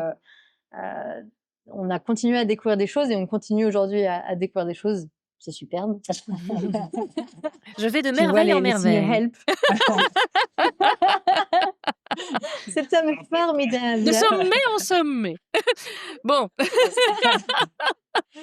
on vous croit, Et mais la oui. réalité, vous avez l'air bien. Mais ils ont l'air de bien s'entendre, hein, je réalité, c'est confirme que- que... C'est gentil. Le vrai du vrai, c'est que le premier mois a été super dur. Mhm. Parce que moi, physiquement, j'étais pas au niveau, mais c'est Mhm. normal. Bah oui. Je m'étais pas entraînée et je m'étais dit que ça irait parce que de toute façon, comment tu peux te préparer à faire du vélo pendant 8 heures par jour, tous les jours? Ça me paraissait impossible, donc j'avais pris le pari de pas me préparer. Et du coup, ça a été super dur pour moi de plus avoir mon confort, de plus avoir Ah, c'est une ouais, sacrée transition, d'être ouais. complètement. Mhm. Et du coup, ça s'est ressenti sur le couple. Je pense pendant ces 3 premières semaines, la communication était un peu rompue alors que c'était plutôt notre fort pendant toutes nos années, tous nos mois à Paris, etc. Toutes nos années, tous nos mois à Paris. Et après le premier mois où vraiment on a pu se mettre après en rythme et en jambes, c'est devenu plus une force qu'une faiblesse d'être en couple et d'être à deux. Mhm. Ouais, Ouais. Non, c'est vrai que le premier mois, c'était très compliqué, parce que même physiquement, le début de la route au Canada, à Montana, c'était très, très dur. Mhm. Comme disait Marie-Nièce, on a quitté tout notre confort, donc forcément, tu dors la nuit dans une tente, dans un matelas, tu as chacun un matelas, tu es vraiment dans 1 mètre carré. Mhm. Tu manges pas vraiment à ta faim. Moi, j'ai perdu, je pense, 10 kilos en 1 mois, Ah, pas mal, ouais. alors que j'étais déjà pas très gros. Mm. Et Les t'entends là? singes Ah sont ouais, j'ai arrivés. entendu, ouais, c'est les singes. Ah, Ouais. d'accord. Ah oui, impressionnant. C'est les singes. Oh, c'est énorme. Ah, c'est dingue. Pardon. Il s'est fait surprendre par la pluie, je pense. Ah, je vois rien. Ah, Ah, je excellent. vois qu'ils regardent et moi, je peux pas voir. Bon, On on t'enverra les vidéos. Ah ouais, super. Parce que j'ai l'impression d'être comme mes petites filles quand elles sont à l'arrière. Oh, le lapin, oh, le chevreuil, mais je l'ai pas vu, moi. Voilà, c'est ça. Je pense qu'ils vont partir tranquilles. Ah, d'accord. Pardon. Ouais, pardon. Tu m'enverras, Du coup, tu me montreras. Je disais Ouais. ouais. Le début de la route était vraiment très compliqué. Mm. Et même, voilà, s'habituer à dormir dans la tente, à pas forcément manger ce que tu veux quand tu veux. Moi, je dormais pas beaucoup, pour être honnête, parce qu'on dormait. J'avais très peur des animaux. Ah ouais. Mhm. Canada, Montana, il y avait des ours, des mountain lions. Du coup, la nuit, dès que j'entendais un petit bruit, j'étais en alerte, mais maximale. Et je dormais vraiment pas beaucoup. Donc, ça aidait pas non plus à. Ah, ça aide pas l'ambiance en général. Ouais. Et, Mm. ouais. Et pour le petit tips, d'ailleurs, c'était un tips de Sophie et Jérémy qu'on avait entendu lors de leur conférence. Ils avaient dit, une des questions qui leur a été posée, c'est comment est-ce que vous gérez les moments où vous avez envie de vous frapper parce que ça peut arriver, des Ouais, moments ouais, de tension dans un couple, Je ne peux même sur plus un le voyage. sentir. Ouais. C'est ça. Et je me souviens que Sophie avait dit, nous, on a un mot-clé, et quand on dit ce mot, ça veut dire c'est terminé, quoi. On s'adresse plus la parole, on s'offre un moment où on n'a plus le droit de se parler pour que la tension un peu redescende, et puis en fait, on se retrouve après. Leur mot, c'était bulle. Bulle. Ça m'a marqué, je trouve ça trop mignon. Je pense qu'on l'a utilisé une fois. Une fois, ça a été genre trop, et pour lui comme pour moi, on s'est dit, allez, on arrête de parler parce que ça ne mène à rien. Mais sinon, en fait, aujourd'hui, nos journées, on les passe pas collées l'un à l'autre, dans le sens où, je pense, sur une journée de 5-6 heures de vélo, on va être pendant vraiment 1h30 ensemble à discuter. Et le reste du temps, moi, j'écoute mes podcasts. Julien est un peu plus peut-être à l'avant ou profite plus de la nature et du chant des oiseaux. Alors que moi, j'écoute Storylifique, voilà, tout Ah ben simplement. oui, voilà, évidemment. Et exclusivement, d'ailleurs. Il faut que tu le dises, c'est exclusivement. Non. Exclusivement. Tu peux écouter Il y a aussi. d'autres podcasts que Storylifique? Il y a un truc sur 2 qui font un voyage à vélo. Je sais plus, je trouve plus le nom Tell me maintenant. more. C'est quoi encore? Ah, c'est un drôle de Ça titre. s'appelle C'est encore moi, C'est encore voyage à moi. vélo, je C'est crois. ça, ouais, exactement. Parce que voilà, on peut le C'est dire. fou. Ils ont leur podcast également et ça, c'est une belle chose à les Ouais, découvrir. Je vous y encourage. Voilà, c'est merci. la seule, voilà. Ouais, Vous pouvez partager l'exclusivité avec eux, ça ne me dérangera pas. Non, non, non, non. C'est très bien. Ah génial, moi aussi quand les efforts deviennent un peu pénibles, c'est comme ça que j'ai commencé les podcasts, c'est en courant parce que ça me gonflait joyeusement parfois, surtout ici en ville, Ouais. quand je ouais, suis pas à la campagne le week-end, il y a rien à voir quoi. Je veux bien quand je suis en forêt, je veux bien, ne ouais, rien me mettre dans les oreilles, mais alors ici, j'en avais vraiment pas envie. Je c'est me rends pas compte que possible, si ouais. j'écoutais un podcast, en général, c'était quand même déjà beaucoup plus long mes séances, parce que simplement je m'ennuyais plus donc ça fait un peu oublier quand on a la tête Trop bien, ailleurs. Ouais, donc vive les podcasts de mon complètement. côté et puis de temps en temps, on coupe et on écoute la D'ailleurs, on nature. a ouais, c'est ça. On a plusieurs copains qui font du vélo, qui nous ont dit qu'ils écoutaient notre podcast quand ils étaient en train de galérer, Mmh. parce qu'ils se disaient: «OK, on galère, mais on galère moins que ce qu'ils sont en train de raconter dans leur podcast, Donc donc ça ça fait relativiser». oui. Donc ça va. Donc si vous voulez relativiser, que vous êtes en train de préparer un événement, voilà, ça s'appelle «C'est encore moi, voyage à vélo». Ou alors un truc qui m'avait fait bien rigoler, je l'avais lu, mais c'était juste avant une petite opération, tu sais, mais qui me faisait complètement flipper avant d'aller à l'hôpital et du coup, je dormais mal la nuit d'avant, mais j'ai lu, Can't Hurt Me, c'est d'un Navy SEAL qui parle de ses entraînements de dingue. Il est Ouais. et tu te Waouh! dis: «Bouah, ça va finalement». Ça va. Tu vois tout ce à quoi il est passé, la double pneumonie après avoir eu des trucs, c'est presque de la torture, les entraînements qu'ils ont dans des mers glacées, Ah machin, bon bah, c'est bref, ça. c'est des horreurs totales et tu dis: «Oh, ça passe large à nouveau pour reprendre ce Ça chef va. Steven». Je te jure que ça m'a calmée, donc voilà, la prochaine fois, je penserai à Tu vous, m'étonnes. peut-être quand je le voyage à vélo, j'adore. Ouais, le seul truc, c'est qu'il faut que je trouve, la selle, c'est un de mes invités qui m'a dit: «Franchement, investis dans une bonne selle en cuir, tu le regretteras pas». Ouais, Ça change tout. Vous, ouais, vous avez fait ça franchement. aussi à propos? Parce que notre premier truc, on n'avait pas fait attention avec des vélos de location, on s'est bousillé les fesses. On avait la très bonne idée de prendre les enfants aussi. Ah, Heureusement, c'était pas trop pour un trop long truc, mais oh là là, ils nous auraient ouais. tués. Donc on s'est dit: Ah «Ah!» ouais. Alors on s'est dit: «Et vous, vous êtes Ouais, plutôt non, là, nous, culotte renforcée ou selle de pro ou?» Les 2, tout. non, on Plus roule le avec coussin. des selles en cuir. Mmh. Ouais, c'est ça. On roule avec des selles en cuir, Brooks. Moi, je roule sans cuissard, je suis juste en short, basique. Et toi, tu alternes 1 jour sur 2, non? Mouais, de temps en temps, quand j'ai mes règles, je sais que je préfère être avec un cuissard, un vrai cuissard avec Coach à moi. une peau de chamois, merci beaucoup. Ouais, ouais. Mais sinon, je suis plus confort et j'ai moins chaud avec juste un short, un D'accord legging ou et dès le début, les premières une semaines, chose tu savais simple. déjà faire avec un short normal? Cette selle est tellement miraculeuse. En fait, j'ai commencé avec, enfin, de mon côté, j'ai commencé avec un cycliste qui m'allait pas du tout et j'étais complètement inconfort avec. Donc du coup, j'ai vite, changé pour, être juste en short normal parce que c'était pas possible pour moi, quoi. J'étais mieux sans. Ouais. Ah ouais, bah, voilà. Et bon, après les selles en cuir, c'est toujours plus compliqué, on va dire les premiers 500-1000 kilomètres puisque ça ressemble vraiment, à la forme de tes ischions et tout. Et après ça, c'est comme un fauteuil, enfin, tu es vraiment tranquille, moi j'ai zéro douleur alors que quand je faisais des courses, tu sais, tout le monde avait des selles à 300-400 € et la plus légère possible et en fait, c'était inconfortable, mais là, je me rends compte que c'était vraiment une torture, mais tu as des blessures, enfin, c'est terrible. Ouais. Ouais, ouais, Alors ouais. que la selle en cuir, bah, ouais, c'est un peu plus lourd, mais ça t'assure un confort maximal, quoi. On n'a Extra. jamais eu de blessure d'ailleurs, avec, Non? on est confort, Ouais. Ah ouais, non, donc c'est trop bien. confirmé. Franchement, c'est trop bien. 500 000 kilomètres, tu dis: «Purée, Ouais. faut déjà les faire Ouais. avant d'être bien». Avec vous, ça va, Non, ouais. Non! 500, 500 Ah! 1000, pas Ouais. D'accord! 500 000. D'accord, je Non, me dis: «Attends, je fais le tour du monde 3 fois et puis je serai enfin bien». ouais. Ouais, non. Après 50 ans, la Ah selle oui! sera bonne. Enfin, tu vois ce qu'il Là, c'est plus voulait me tes os dire. qui s'adaptent à la selle, là, Non, après. c'est pas mal. Ça, je me dis: «Oh là, je me rendais pas Aïe, compte». Je me c'est dis: long. «Mais elle est pas encore finie non plus la selle». D'accord, d'accord, donc tout va bien. Voilà, je suis toujours quelqu'un de très, très logique.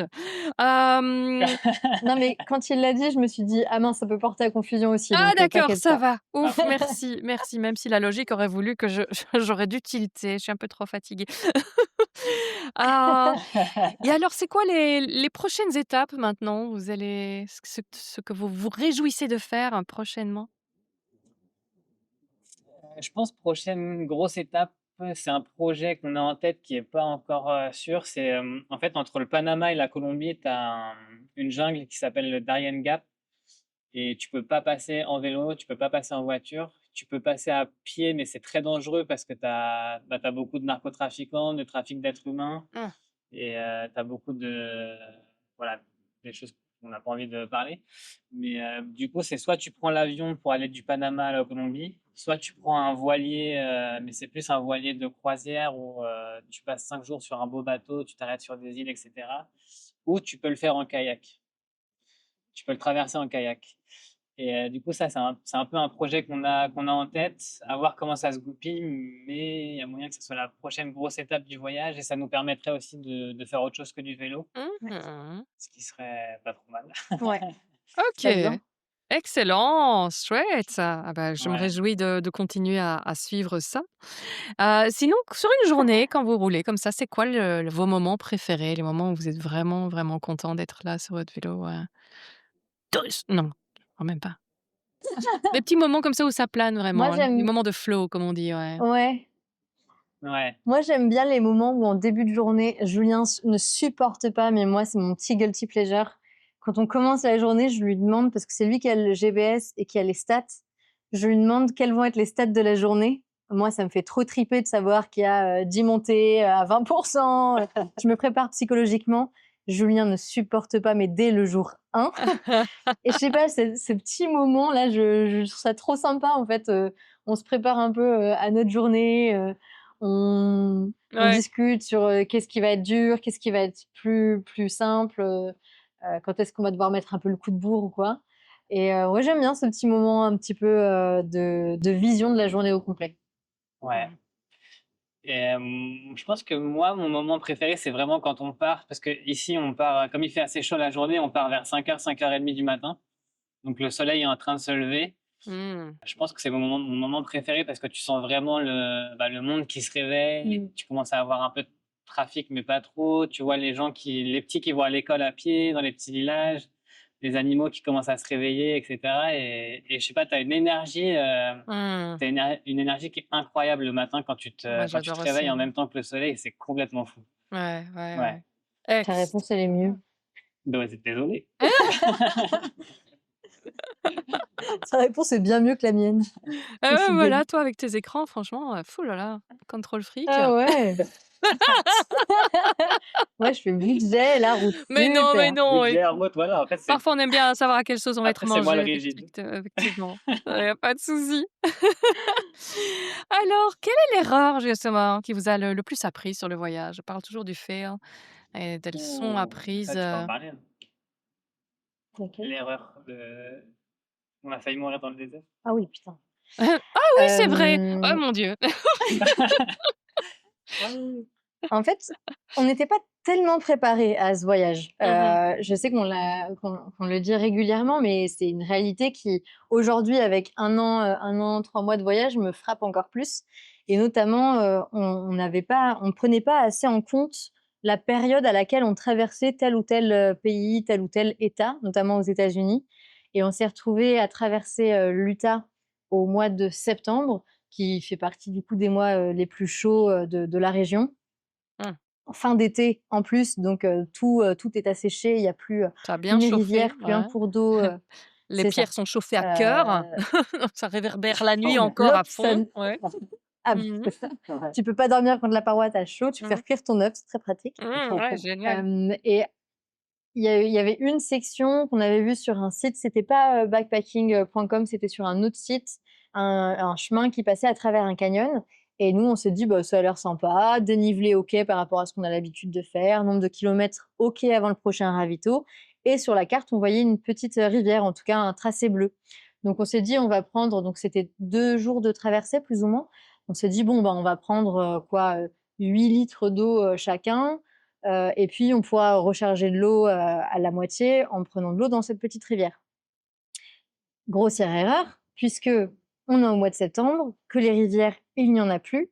Et là, on s'est retrouvés le dernier jour, donc le deuxième jour, on se réveille le matin. On n'avait plus que 1 litre d'eau chacun pour finir la journée. Et là, la journée, c'était pas rigolo. C'était pousser son vélo, c'était sortir du canyon. Déjà, la journée d'avant a été énormément éprouvante. Ça a été physiquement très, très dur. On le raconte d'ailleurs dans l'épisode 20 ou 21, 19. Bon, ça s'appelle 2 jours en Bon, enfer écoutez-les sur notre tous. Oh, podcast. bien joué. Hein. T'as vu comme ils font le truc? Voilà. Voilà, comme ça, ils écouteront déjà 3 épisodes. C'est tac, là. Elle était en marketing, elle. Mais finissez Storylific quand même avant, et après vous pourrez aller écouter. C'est gentil. Euh, quand même. Et ouais, c'était super, super dur. Et cette dernière journée, enfin, je me rappelle, déjà, on se mordait les doigts de ne pas avoir pris plus d'eau, de ne pas avoir été plus conscient. Et plusieurs fois, on s'est dit, bon, bah, est-ce qu'on appuie sur le SOS de notre Garmin pour qu'il y ait des gens qui viennent nous chercher? Finalement, on a réussi à terminer, mais on est arrivé en miettes. Les gens nous ont secourus. On a vu des gens au loin. Je me suis effondrée en larmes, le peu de larmes, de peu d'eau qui me restait dans le corps. Et ils nous ont donné à boire des fruits, à manger, des choses fraîches. Et ça nous a fait un bien de fou. Mais oui, ça, c'était... On s'est promis à partir de ce jour-là de faire plus attention à la météo, qu'il fasse très beau ou qu'il fasse très moche. En fait, il faut faire super attention. Et bah ouais, prendre conscience de l'environnement dans lequel on évolue, c'est hyper important. Waouh. Oui, rajouter Ok, un truc. effectivement. Très bien. Voilà, on a le fait et l'apprentissage. Super. Et le succès, donc vraiment le truc où vous êtes vraiment fiers de vous, là. Ah, Pico? le picot? Ouais? Non? Attends, on brainstorm. Ouais. Mais Marie-Ève, tu peux dire, hein, voilà, pour le picot, tu peux nous raconter et puis lui dira aussi ce que c'est. Ouais, raconte. Vas-y, raconte. J'ai déjà raconté celui d'avant. Ouais, mais raconte le picot, parce que Ok. je vois pas ce que tu veux dire. En gros, donc, au Mexique, on avait très envie de faire un volcan. Et juste avant notre arrivée à la ville de Mexico, on avait raté le volcan qui est le plus connu. Pas forcément le plus haut, ni le plus emblématique, mais en tout cas, il est très emprunté par les cyclistes. Et j'avoue que c'était un peu resté comme quelque chose d'inachevé. On avait très envie de se faire un volcan au Mexique, parce que c'est un pays qui est extrêmement vallonné, notamment grâce au volcan. Et du coup, on a décidé de monter celui qui était le plus haut du pays, qui s'appelle le Pico de Orizaba, et qui est un volcan dont le sommet est à... Alors, j'ai pas envie de dire de bêtises. Non, le sommet, c'est à 5000. 5000 et quelques. Et le camp de base est à 4000. 4200. 4200. Et du coup, on est... Les stats, alors, je donne les stats. Hein. Ah, tu Je me demandes vis les pour les briefings précis tous les matins. Mais maintenant, Bah là, ce matin-là, on regarde et on voit, OK, 1000 de D+, sur 12 km, 10 km. Ouais. Donc, c'est colossal. Mais on ne se doutait pas que ça allait être si dur. Parce qu'en fait, il faut imaginer que le sol, c'était de la poussière, mais une sorte de poussière qui t'englue, qui te maintient au sol. génial. C'est vraiment hyper particulier. C'est vraiment à mi-chemin entre de l'eau et de la poussière. Ça t'empêche d'avancer. Et on a passé, je pense, 5 heures à pousser nos vélos à bout de bras. Encore une fois, c'est 50 kilos chargement plus vélo. Donc, ça a été hyper, hyper dur. Mais on est arrivé au sommet, en tout cas, au camp de base, donc à 4200. Et bah, moi, j'étais hyper, hyper fière de moi. C'est la première fois qu'on dépassait cette altitude-là. C'est la première fois qu'on dormait avec nos vélos à cette altitude-là. Enfin, c'était très, très physique, très dur, mais on était trop fiers de nous.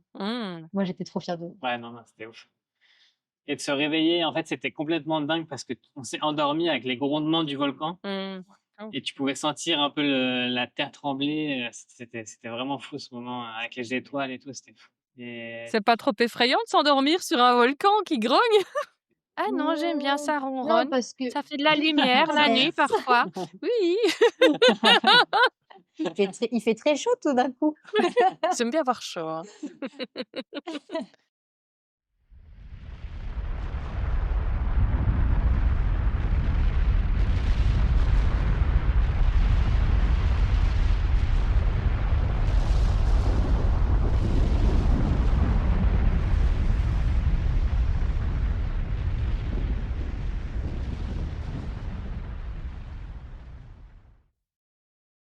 ouais, autre gros succès dont je suis quand même assez fier, c'est d'avoir terminé la Barra Divide, Mhm. qui est une route, comme disait Marie-Liesse, au Mexique, sur la péninsule, sur la Barra California, qui est une route qui est très très dure.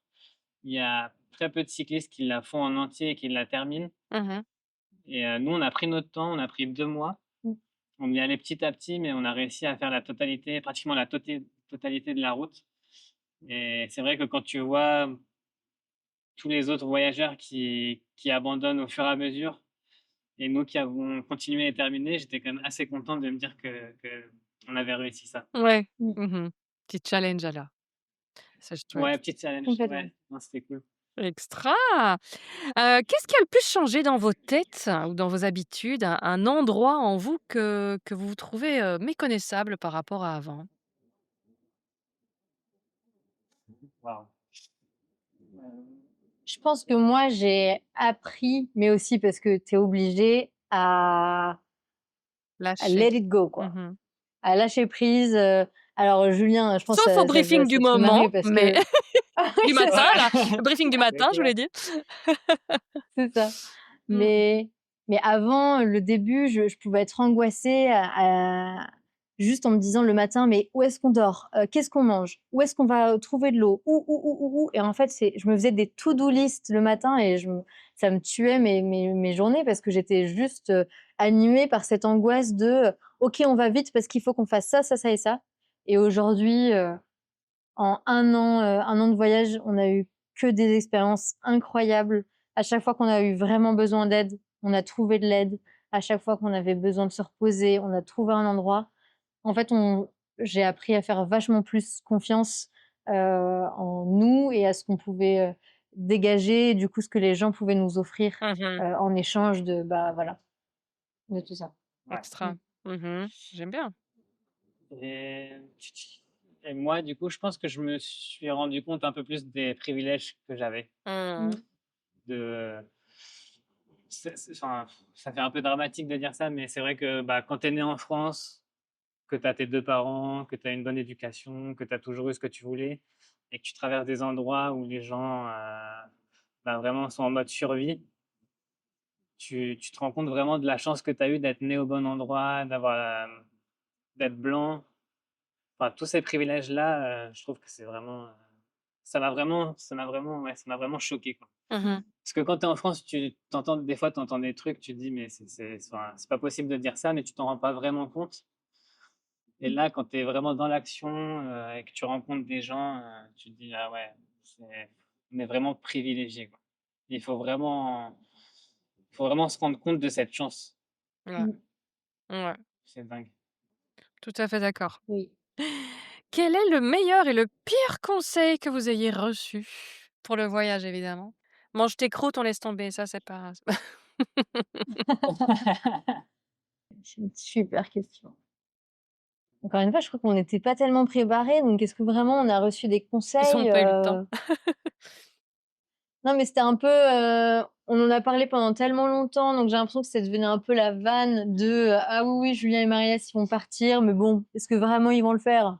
On n'est pas sûr». Au Clotaire, ah bah si, non, mais si. Enfin, en gros, quand on était aux États-Unis, sur la première Oui. partie du voyage, comme on le disait, moi, vraiment, j'avais peur des ours, donc on faisait très peu de camping sauvage. On prenait des campings homologués où tu avais des emplacements, etc. Donc ça coûtait quand même assez cher. C'est pour ça aussi qu'on a explosé le budget. Mmh. Mais, Foutus ours. mais du coup, on avait. Ouais, ouais, ouais, c'est ça. On avait quand même peur de dormir en mode vraiment bivouac sauvage. Et à partir d'un moment, avant d'arriver en Utah, où on était déjà en Utah, on était à Moab. On a rencontré un autre voyageur à vélo qui, lui, voyage depuis une dizaine d'années. Ah ouais. Et à Mmh. partir de ce moment-là, en fait, le soir, on est parti dormir sur un stade de foot et on a fait du bivouac sauvage en pleine ville. En fait, il était très habitué à trouver des petits endroits pour pouvoir dormir la nuit sans payer et être un peu à l'abri des regards, etc. Et depuis ce jour-là, je pense que ça nous a vraiment décomplexés et ça nous a vraiment donné confiance sur le fait de pouvoir trouver des petits endroits comme ça et de pouvoir dormir un peu n'importe où. Ouais, ça, c'était vraiment le meilleur conseil, ouais. Le meilleur cadeau qui nous ait fait de tout le voyage, c'est Dormez dehors, c'est safe, vous risquez rien, si vous vous planquez bien, si vous faites attention. Mmh. C'était super, ouais, Et comment est-ce qu'on fait pour se on a planquer beaucoup alors? appris. Donc quels sont les endroits qui vous recommandez comme ça, pour donner des tips à tous ceux qui écoutent, hein? Puisque c'est Et tellement bah, bien. déjà, il y a une application Ah oui. ouais, Ah! il y a une application qui s'appelle, iOverlander.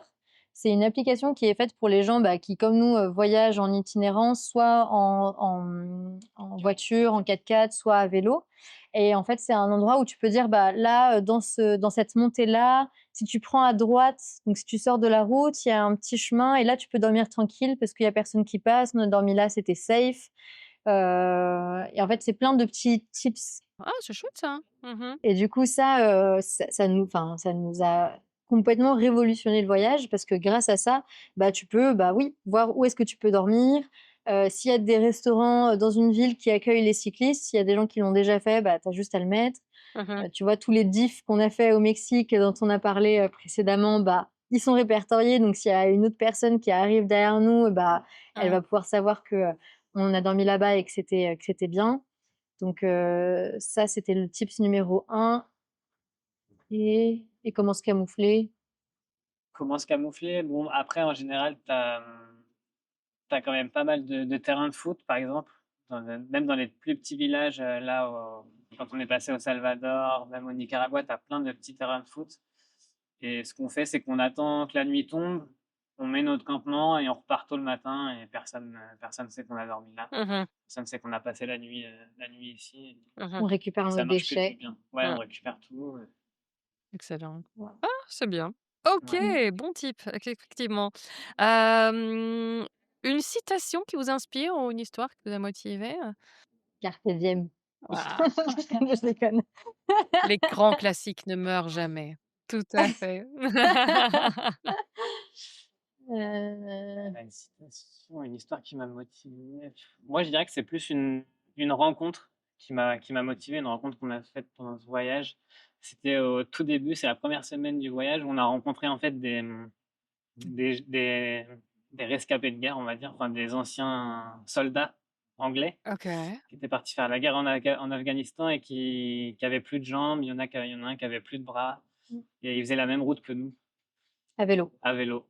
À vélo, ouais, à vélo. Ah ouais. Et là, quand tu les vois maintenant à chaque grosse montée, à chaque difficulté, je me dis: «Ah ouais, bon en fait, c'est bon, c'est rien», tu vois? Eux, ils ont vécu des trucs de fou, Ouais. et Ils l'ont nous fait. ouais, ils l'ont fait. Et nous, de notre côté, enfin, on va pas se plaindre parce qu'on doit pousser le vélo, un petit peu, quoi. On a 2 bras, Waouh! 2 jambes, Ouais. tout va très bien. Eux, ils m'ont vraiment changé. Ils m'ont mis une claque.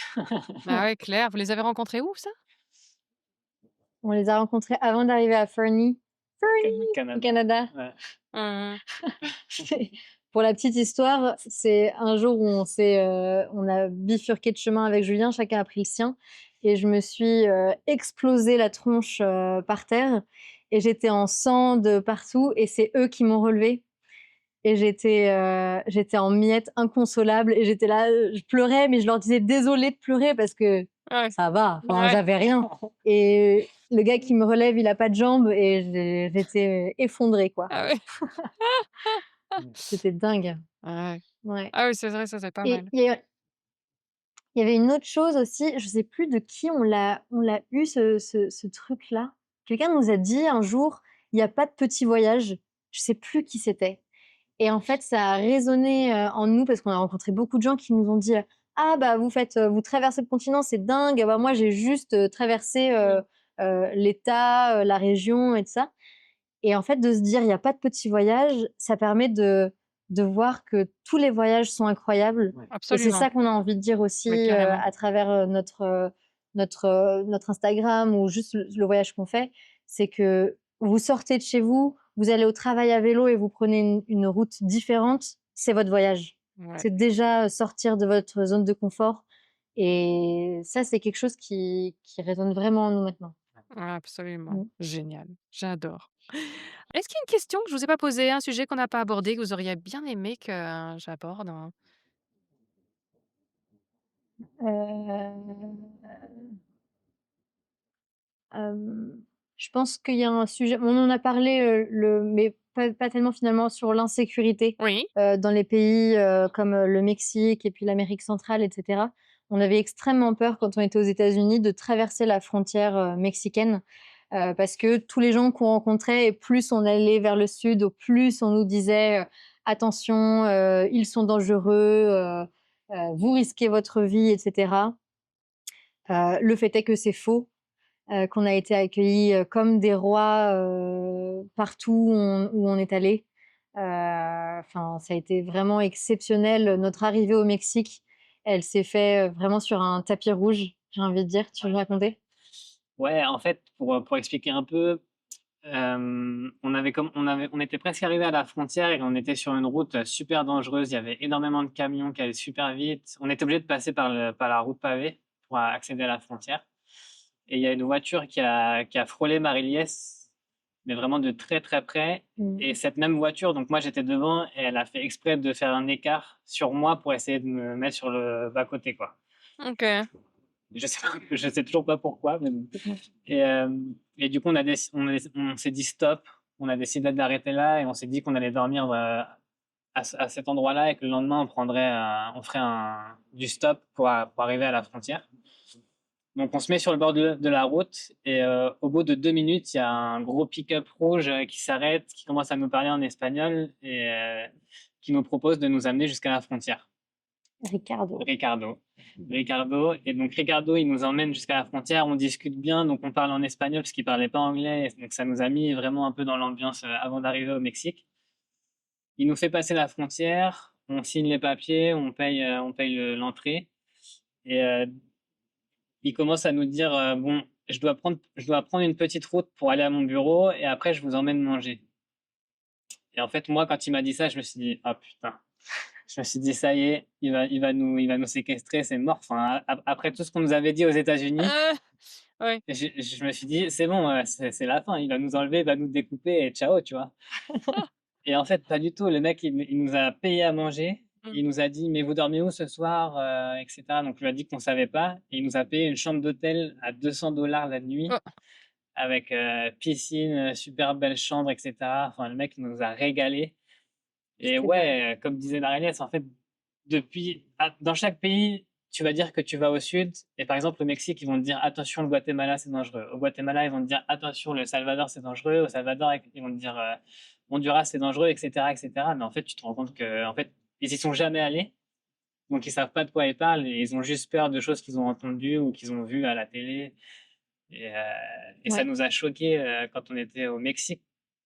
Parce qu'en fait, moi, la question que j'aime bien poser quand on discute de ça avec les locaux, c'est est-ce que vous avez déjà visité un peu votre pays? Est-ce que vous avez eu l'occasion de sortir de votre village? Parce que c'est vrai qu'ils travaillent toute la journée, et donc ils n'ont pas forcément le temps de s'adonner au tourisme. Et en fait, tu te rends compte qu'ils n'ont jamais fait, pour la plupart, plus de 15-20 bornes autour de leur village. Donc ils te donnent des conseils et ils te disent des choses qu'ils n'ont pas vécues et qu'ils n'ont pas vues. Oui, c'est du bouche à oreille qui fonctionne mal. Mais du coup, c'est vrai qu'à partir de ce moment-là, on a dit, OK, on va arrêter de demander aux gens, est-ce que c'est safe dans 20 bornes? Parce qu'en fait, ils savent pas.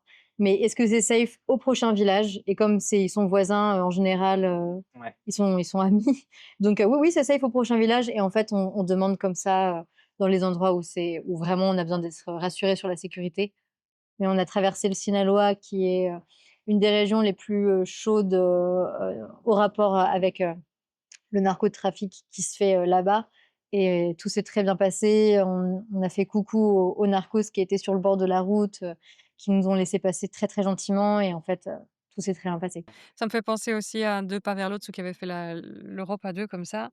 Et c'est à chaque fois on était bien reçus, enfin la plupart du temps, même à pied, mais la plupart du temps, ils étaient quand même bien reçus et à chaque fois les gens disaient: «Ah oui, mais vous verrez, une fois que vous allez passer, dans telle autre région, ce sera plus la même chose, les gens sont beaucoup moins C'est ça. accueillants, c'est Ouais. ceci, c'est cela et ça, vous ne le mangerez Exact. qu'ici» et il dit: «Surtout le pourtour méditerranéen, on a mangé exactement les mêmes choses avec de petites variantes, leur spécialité locale qu'on ne mange Ouais. que là» et il dit: «On a trouvé, Ah ouais. cet ingrédient-là, on l'a retrouvé dans tout», enfin c'était très similaire donc c'est très amusant comme finalement on Ouais. connaît très très mal, Excellent. comme tu dis, le tout proche, mais un tout petit peu plus loin, c'est déjà beaucoup moins sûr et ouais, on a vite des visions Complètement. déformées. Mais c'est normal, on a tous envie de survivre, donc les histoires qui font un peu peur ou les trucs qui peuvent mal se passer, c'est ceux qui circulent le plus vite et tous les gestes Ouais, de ouais, non, gentillesse, malheureusement, c'est ceux qui voyagent pas du tout. Donc c'est vrai que c'est chouette de remettre, l'église au ouais. milieu du village, ouais, belle réflexion Complètement. et c'est marrant de voir qu'on l'entend sur tous les continents finalement.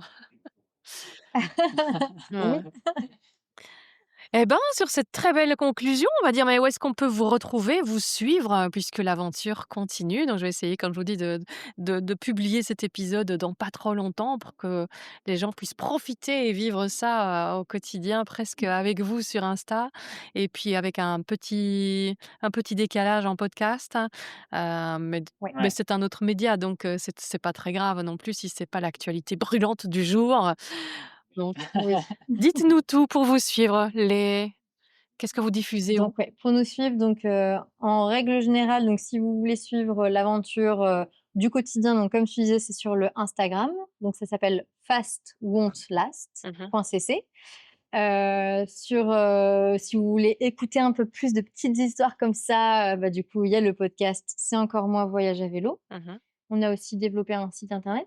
Ouais, on a le site internet où on partage, pas mal nos routes, les routes qu'on a empruntées, nos setups, le détail de tout l'équipement qu'on a, heu, quoi Toutes d'autre? les photos Toutes aussi, les photos sont à retrouver dessus. et cetera. Donc c'est sur fastwon'tlast.com Mmh.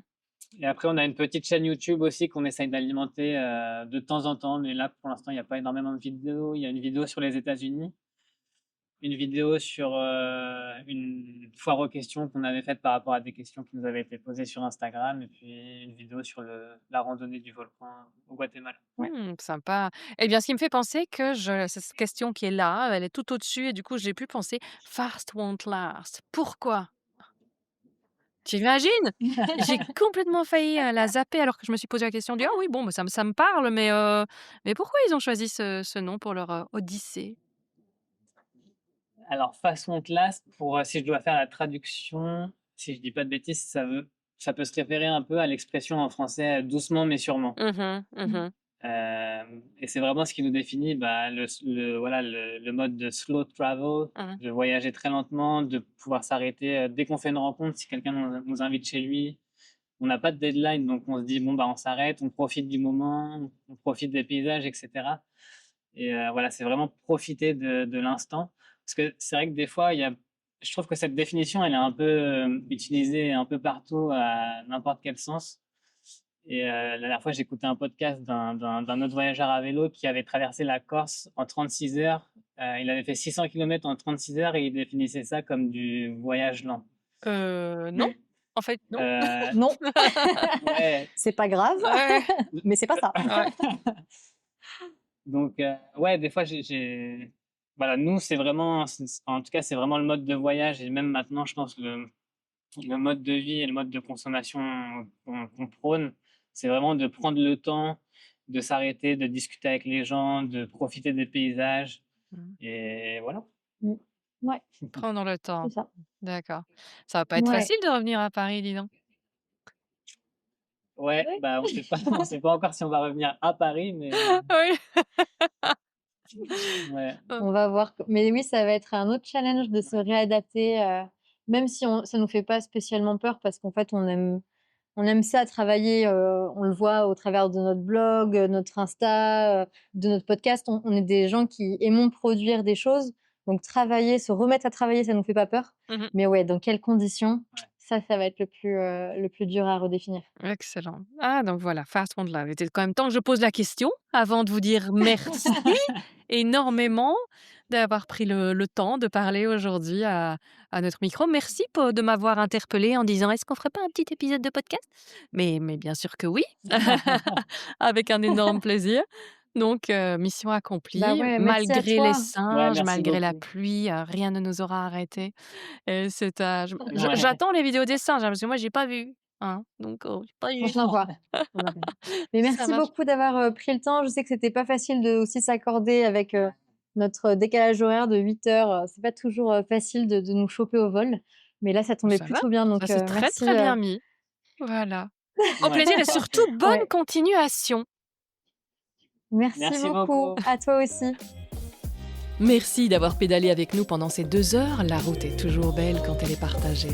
Je me suis dépêchée de sortir cet épisode en bousculant un peu la programmation pour que vous ayez le plaisir de les suivre pendant qu'ils sont encore en voyage. Donc régalez-vous en voyageant avec eux. Pour partager le goût du voyage, je vous ai trouvé une recette des pupusas par une salvadorienne. Si. Je vous ai sélectionné une des recettes qui m'a l'air donc très authentique. Perso, je compte bien l'essayer. C'est une vidéo d'une charmante salvadorienne que j'ai trouvée sur la page Facebook de Faits d'Asile Senonchamp en Belgique. Les Faits d'Asile sont des centres pour demandeurs d'asile et faire connaissance de ceux-ci via les recettes qu'ils vous amènent de chez eux. Eh bien voilà une idée qu'elle est bonne. Bravo à Faits d'Asile au passage pour cette idée. La gourmandise n'a aucune frontière. Je vous mets la recette sur la page web de l'épisode avec quelques photos de leur voyage accessoirement, ainsi que tous les liens pour les suivre. J'ai très hâte également de vous retrouver pour le prochain épisode, un voyage vraiment spécial puisqu'il s'agit du voyageur de l'histoire avec Willy Minec.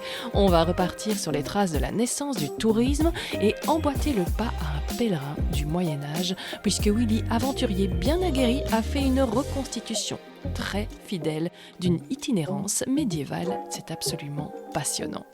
Comme toujours, je termine en te demandant de faire un petit geste tout simple, mais qui fait un monde de différence pour le projet. Storylific soutient la reforestation avec Graines de Vie. Je suis le groupe WhatsApp des gestionnaires de l'ONG et je vous assure que toutes les nouvelles qui défilent de leurs actions sur le terrain sont un régal. C'est mon fil bonne nouvelle dans la journée, j'adore. Mais donc, si l'épisode t'a plu, partage-le sur tes réseaux, parle-en autour de toi qu'on puisse continuer à planter des arbres avec vos oreilles. Merci à AS Adventure pour son soutien continu à Storylific et un énorme merci à toi pour ton écoute. À bientôt. Nickel, parti. ça enregistre. Tout est bon. Alors, à mon avis... C'est mieux là ou pas? Ah, oui, pour toi, oui. Et Marie-Hélène, si tu peux parler un peu? Vas-y. Bonsoir, je m'appelle Marie-Lise. Non, c'est pas mieux. C'est horrible. Ça va mieux, oui. Je me disais, Ok, Lies, je dis, d'accord. est-ce que c'est quelqu'un qui a été rechercher un vieux prénom de famille ou est-ce que c'est de Québec ou je me demandais aussi si ça passe pas. Ah ouais. Ah, j'avoue. Et avec le petit accent que tu viens de Non, me faire, j'ai ni mis l'un ni l'autre.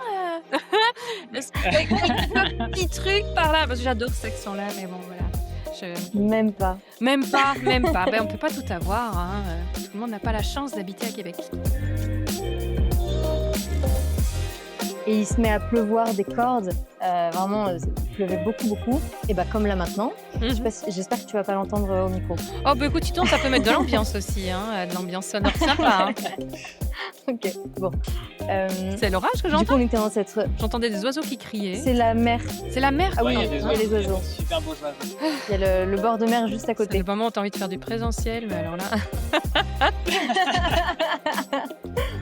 Viens enregistrer ici. Je pense qu'on a bien travaillé, là. On peut être fiers de nous.